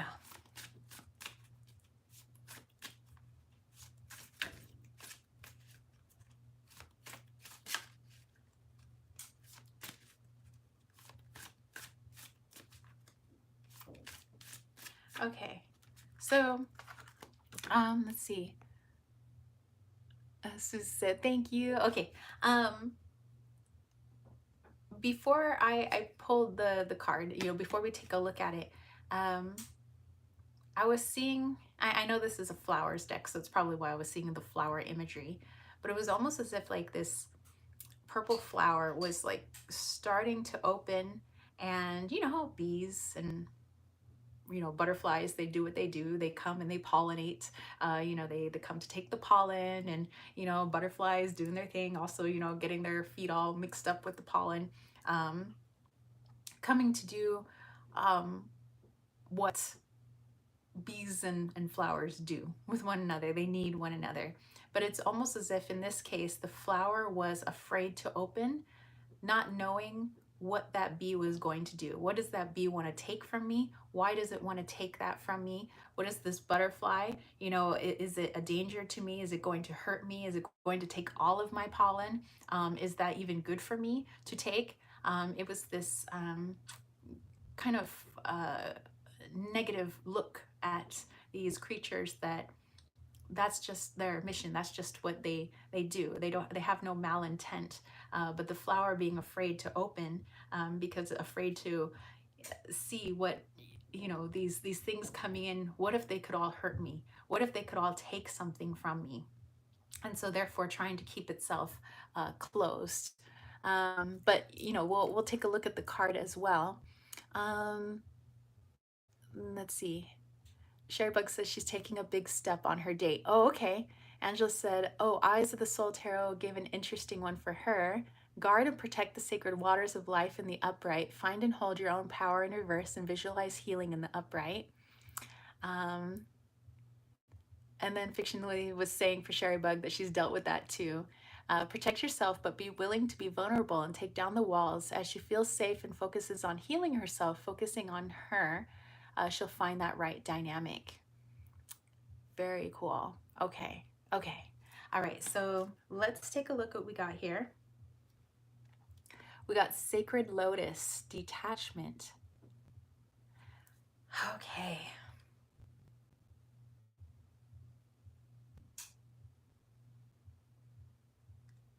So as you go into this date or the dating scene, whenever you're feeling these feelings of anxiety, fear, scenarios of people could hurt me, people could take, and maybe give me nothing in return, know that these are fears from past traumas. Maybe you weren't literally burned by a romantic partner in the past, but look at the relationships that you grew up around, whether aunts, uncles, mom, dad, best friends, friends of the family, where you saw perhaps some deceptive nature, you know, in those relationships, where you saw maybe one partner taking more than they should have from another partner. Perhaps they had one in which there was just a lot of mistrust, or one that actually did hurt the other. Know that at a young age, or even into our teen years and beyond, we start to take some of that in. And what the human self does, what the ego self does, is it takes in that information because it wants to help navigate you in the earthly realm, in the physical world. So all this information has been taken in, although maybe, and you know, and this is just hypothetical, maybe this hasn't actually happened to you, but you remember it. You remember it happened to them, and it happened to them, and I saw this in them. So it could happen. And yes, that is very true. Those are very real relationships where those things happened, and that could happen to anyone. But the higher self does have an intuition. It has that gut feeling. It's there to guide you. It's there to push you to think towards things that are for your best and highest good. And so if you have been feeling a pull towards going out on a date with this person, or whatever person it may be in the future, and you just feel this pull towards this person, like when I put the ego aside and I connect to my higher self, or I connect to my heart space, I feel like I should get to know this person. I feel like this person is intriguing. Then that's the voice we want to listen to. Because the ego voice is going to want to say, whoa, whoa, whoa, this could happen, this could happen. They're going to want to give you all the reasons why it won't work out, or this will happen. And then remember, we were talking about with Sherrybug, and well, all of us really, when we put that energy out there, we can expect that energy in return. If someone is always going to expect that somebody is going to be a liar in a relationship, or they're going to cheat, then what they usually get in return is somebody who is deceptive, or maybe somebody who will cheat in some sense or another. So in order to open up intimately in those relationships, connect to the heart space. In what ways are you feeling extremely vulnerable in those relationships? Do you feel, I'm getting at like a more in the like lower chakras, sacral, mostly sacral and root chakras, feeling uncomfortable and those chakras. So what in there is actually needing healing? It may have less to do with the actual partner that you have found or the person that you want to date, but more healing in that area. Healing in terms of your identity, in terms of what it means to be a sexual being, in terms of what it means to be loved, how you receive love, how you give love. And when you feel uncomfortability in certain things, yes, follow your intuition. Maybe your intuition is saying, hold it for now. Okay, follow it. But that's different from the ego saying, no, that's too private. This person could hurt me. And that's where we need to go into the healing. And actually my ear is ringing right now. So going into that and saying, okay, there's somebody who's really hurt inside of me. Where is that actually coming from? And then we work on healing that. When you work on healing that and you work on giving it a voice and giving it the attention it needs, then you notice that naturally you start to become more comfortable. And when the more intimate areas of your life, you start to blossom like that flower. You start to open up a little bit more, allowing in these new experiences, allowing these different partners and different relationships to come in to help you grow, because you realize that you guys are in that symbiotic relationship. You have as much to give this person as this person has to give to you in terms of love, in terms of learning. And it becomes more of a beautiful thing, like an adventure that you want to go on, instead of in some way I could be hurt, focusing on all of the things that could go wrong, or in all the ways that you feel uncomfortable with yourself. So this is just a time for, obviously, take it slow at your own pace, following the intuition as best you can, the heart as best you can, possibly going into more meditations before going out on these dates, seeing if it's truly something you want to do, or if it's something the logic mind is, chattering away. And also working on healing those lower chakras and giving it the gentle love and listening, that it's going to need. And you notice that the more you work on those, like I said, the more you'll start to open up, and the more beautiful experiences you'll allow yourself, because that is an act of love, to allow yourself to have those wonderful experiences. So just look at it as a little adventure. It's an experience, and an experience that you deserve. You deserve love. At the end of the day, we all do. So I'm kind of getting this like detach, just detach from all the fears and all the anxieties that are surrounded mostly by the ego's voice. Okay, let's go back here.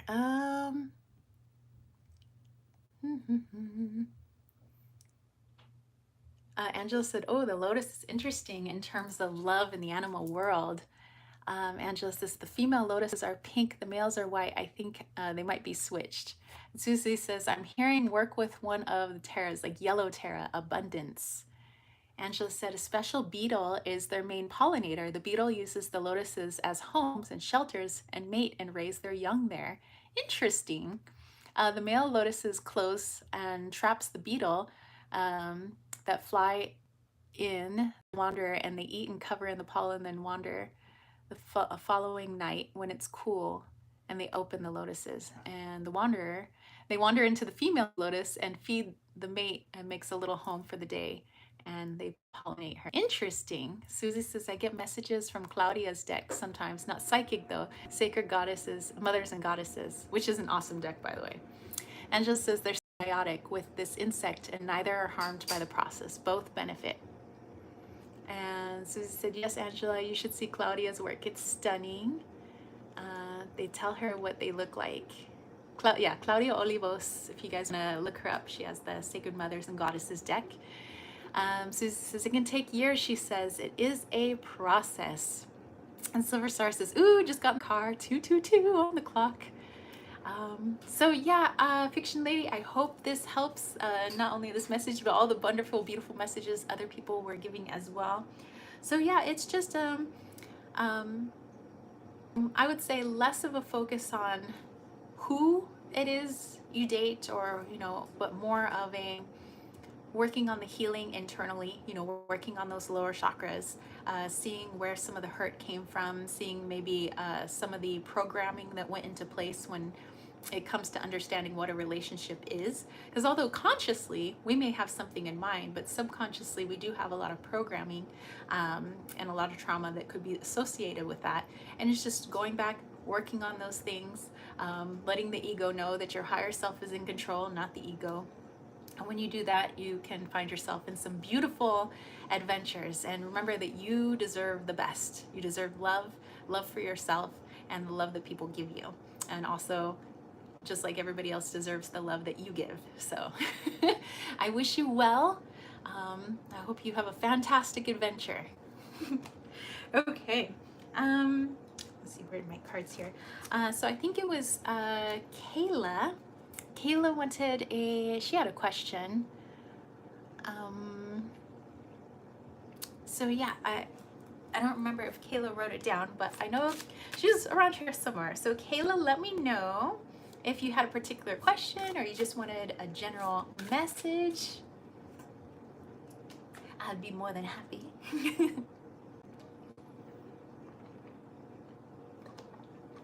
And get some water. Ooh, my lips are a little chapped there. Okay, just any message? Alrighty. Let's pull a little card here.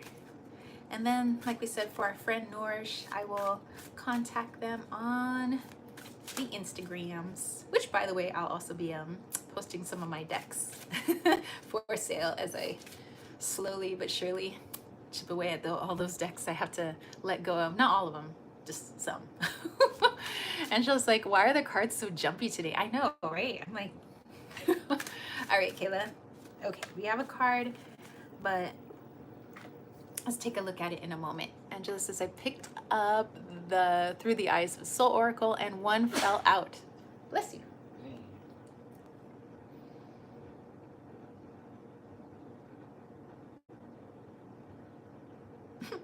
Okay, Kayla, I was seeing Cyndi Lauper and Girls Just Want to Have Fun, and I'm like, I don't know if you've seen like the 80s music video of that. Yeah, I like that music video. It's like, girls just wanna, they just wanna, they just wanna, G-I-R-L-S, girls. I don't know why that was playing in my head right now. P.S. I love Cyndi Lauper. Okay.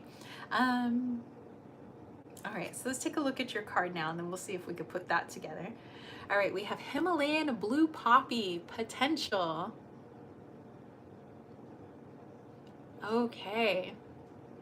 And what I noticed right away, and I was kind of feeling it in my throat, I know this it could also be third eye, but I'm feeling more throat as it's connected to the solar plexus, and having those in a solid connection with one another.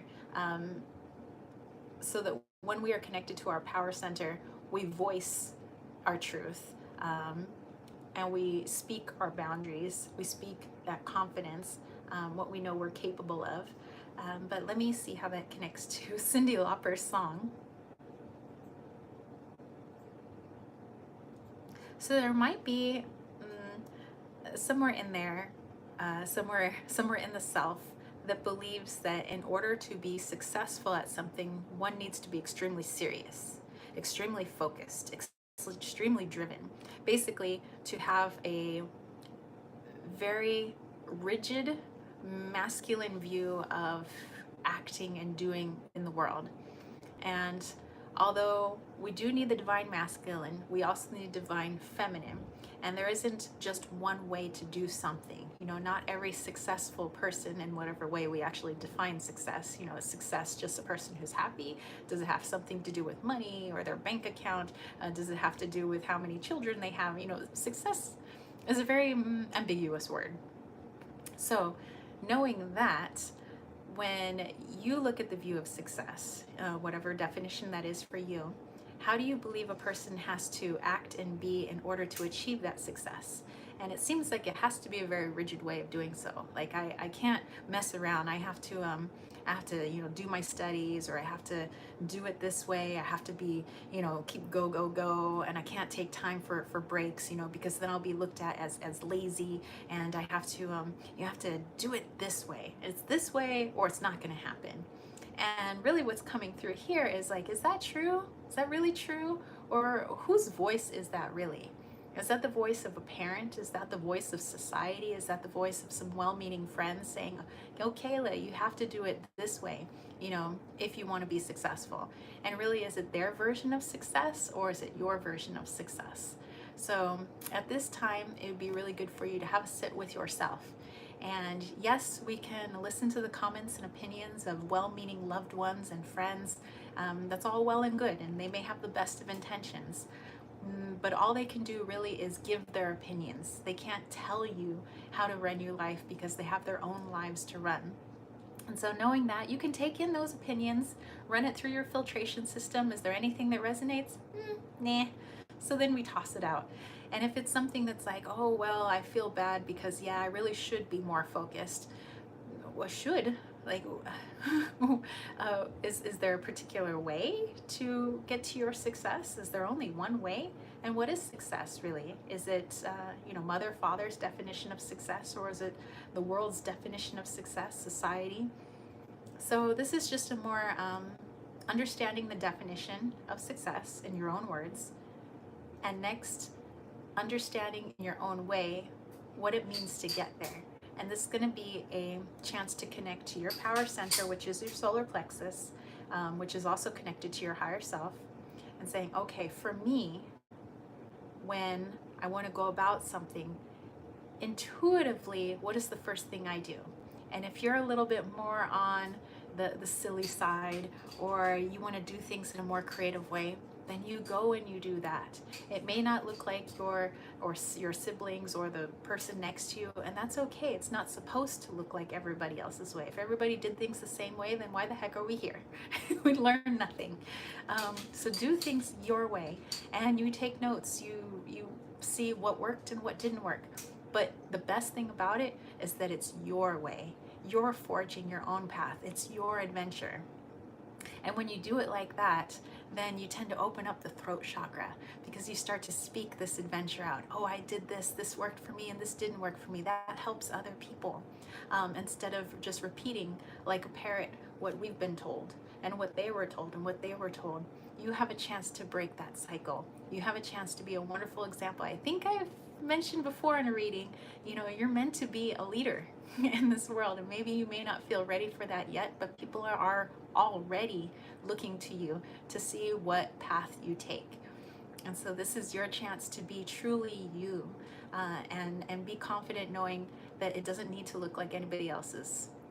It just needs to look like Kayla's path and to Kayla's version of success, because that's her life, and she gets to choose it, and she gets to choose how she does it, because in the end, she's the one that reaps the fruits of her labor. She's the one that learns the lessons, nobody else.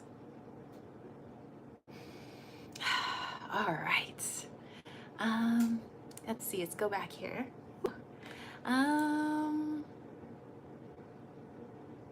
Whoa, missed some comments. Susie says, Angela, I have that deck. It was gifted to me. It is beautiful. Angela said, it's accept an opportunity that's offered. I don't think that needs much explaining, but when you get choices, don't be afraid to say yes. You have the intuition, know that it is for you and what isn't. Susie said, I love poppies. And Angela says, they're hypnosis flower and Thanatos' flower. Oh my gosh, the two of them. Susie says, I've never seen blue. How cool. Kayla said, thank you, Angela. Angela said, Thanatos gifted the poppy to his brother in mythology. After missing some time together, he gifted him the poppies as a sign of remembrance. They're associated with both Thanatos and Hypnos, symbolizing remembrance, eternal, and eternal sleep in general. And Fiction Lady said, the purple flower is symbolic. I and my family are in an abusive cycle. Thank you all for your messages. He is coming to stay with me. I vowed to stay single and abstinent. He is excited and eager. All right. So yeah, just definitely working on the self-care, working on that healing, releasing those traumas, because they're not needed in the present. You know, all that's needed in the present is the love that you give and the love that you deserve. So like we said, we wish you well. Always. And Silver Star said, Kayla, I pulled a card. I hope that's okay. It's a barn owl. Listen for the spirit. The owl is holding a scroll, listening to the wisdom of your heart. It has wisdom to impart. Spirit speaks through you, and tends to your eternal flame. And Kayla, I think you pulled an owl earlier. Wow. Susie says, this is interesting. We're almost to Libra season and love is in the air. Angela said, basically, poppies mean I'll always remember my promises and the ones I love. Rest easy. And Kayla said, thank you, Silver Star. I actually pulled the owl for my theme, too. So sorry, I'm driving. I pulled over. Oh, okay, yeah. No accidents. Susie said, maybe the owl is your spirit guide. Angela's like, oh, make sure you're safe on the road. Kayla said, yes, Tara, it's like Himalayan card you pulled for me in the past life reading. Oh my gosh. And Angela said, owls are symbolic of Athena in Greek mythology and also Nyx, the night goddess, as it's a night creature. She's mother of Thanatos and Hypnos. Wow. You're very welcome, Kayla. I'm glad it connected. And Silver Star said, Athena has been coming out a lot. I've been noticing the last few days. Dude, all the synchronicities freaking amazeballs. Okay, let's see. On that note, let's do a little bit of healing, you guys. Let's do this. Actually, I want to use my Tibetan singing bowl, just one bowl, actually, for our healing. I was going to use some of my other instruments, but I just feel like we need to attune to the heart chakra. So this one's got its little message at the bottom. So it's heart chakra. It's connected to Yam.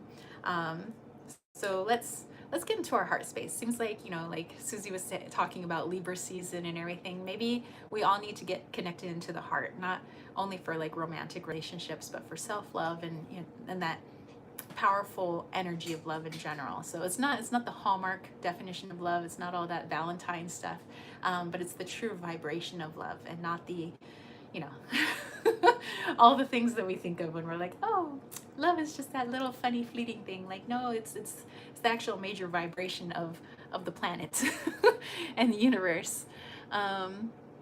Angela says she's the inspiration for Xena. Zeus is Athena's father in some mythos. Her mother is Metis, a wise goddess or Titan.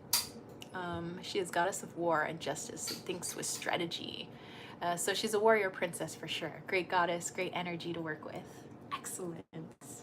Okay, so in this particular meditation, I'm going to have you guys get into a nice, comfortable space. It's going to be a little bit different, and I'm actually not sure how it's going to go. I'm just being guided right now. So get nice and cozy. Just bring your awareness inside, into your body.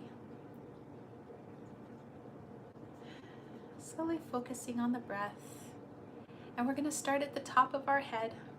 And we're just going to start relaxing. And we're going to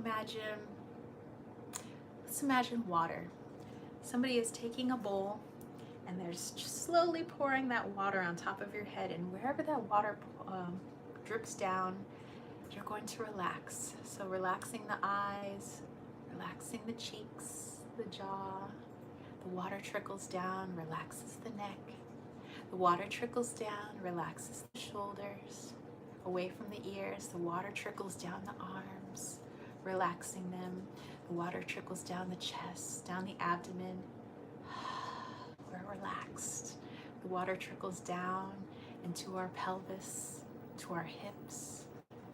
We're relaxed. The water trickles down the legs, all the way down to the toes.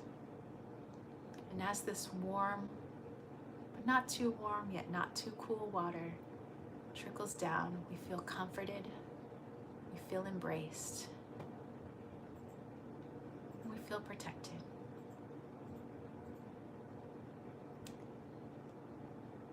And I want you to focus on your breath. But this time, we're going to do things a little differently. We're going to go right into our heart space. So I want you to take your consciousness. I want you to take everything that makes you you, and I want you to go right into your heart, right here. And I want you to think, actually I want you to see, as you stand in front of the doors of your heart, what color do you see? And take a moment.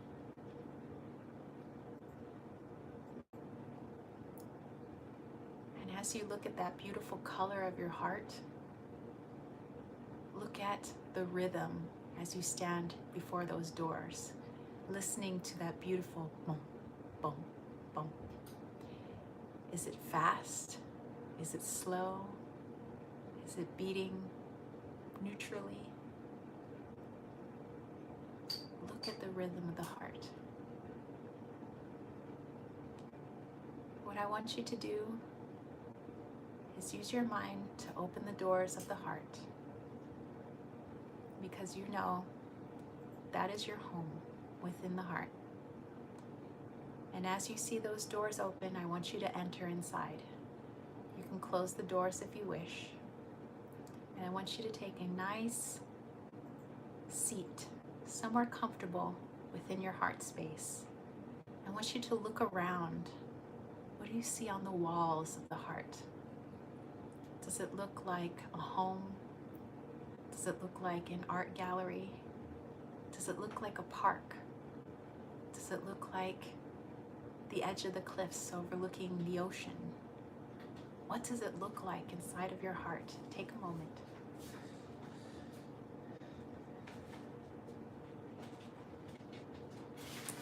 And in this particular meditation, I'm going to have your heart speak to you. Ask it whatever questions you would like to ask, and give it the time to respond. It may speak in words, it may speak in pictures, it may speak in feelings, or perhaps in some other way, but allow it to respond in a way that works best for it. And as you do this practice, I'm going to use my singing bowl. So settle into the heart and start thinking of your questions.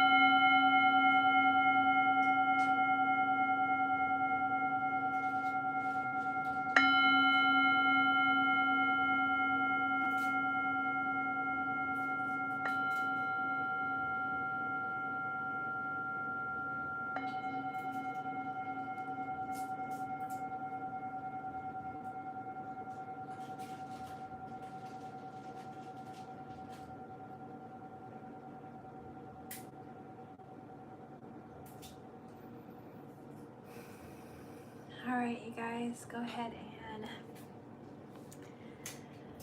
you can choose to stay within your heart, but go ahead and bring your awareness back into your fingers and your toes, your legs, arms, and when you feel comfortable, go ahead and open your eyes.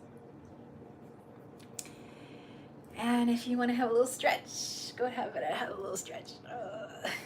And anyway, I thank you guys so much for hanging out with us in today's chat. So many beautiful messages. Thank you guys all so very much. I love it when we're pulling cards and bring down messages and sharing stuff that's going on with us. I think it's amazing, and I appreciate each and every one of you. And I thank you for, you know, taking your time out of your day to come and be on this channel with me and all these wonderful people, and listening to my wacky stories and things like that. I truly appreciate it. I hope you guys all have a wonderful Sunday. I hope you have a beautiful rest of your week, and a wonderful equinox, by the way, whether you're in the northern or southern hemisphere. And if you're in the northern hemisphere, maybe do a little Mabin thing. You know, I think that that would be great later on this week. So looks like everybody was sending everyone tons of love. Kayla had to leave. All right, so anyway, like I said, I hope you guys have a wonderful week. I want to thank each and every one of my subscribers. So if you haven't subscribed yet, do consider subscribing. Sharing and liking the videos definitely helps out the channel, so that I can continue to be here and do these wonderful things with you guys. Also, I want to give a thanks to my YouTube members. So Susie, Heather, Kayla, Liesel, I thank you all so very much. Heather was having her 4-month anniversary. Thank you to my patrons, Surian, Brandy, V from V Love and Crystal, Samara, Kirsten, Kayla, Sarah, Jason, Charles, Brian, Grace, and Jamie. Thank you all so very much.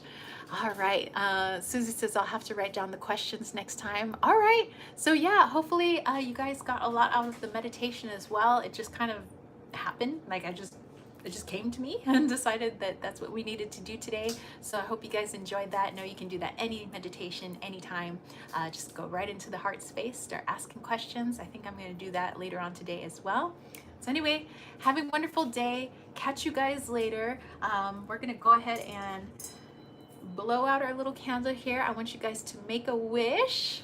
So ready? 1, 2, 3. And so it is. All right, you guys, I will catch you later. Peace, love, and chicken grease. Peace out. Bye, guys.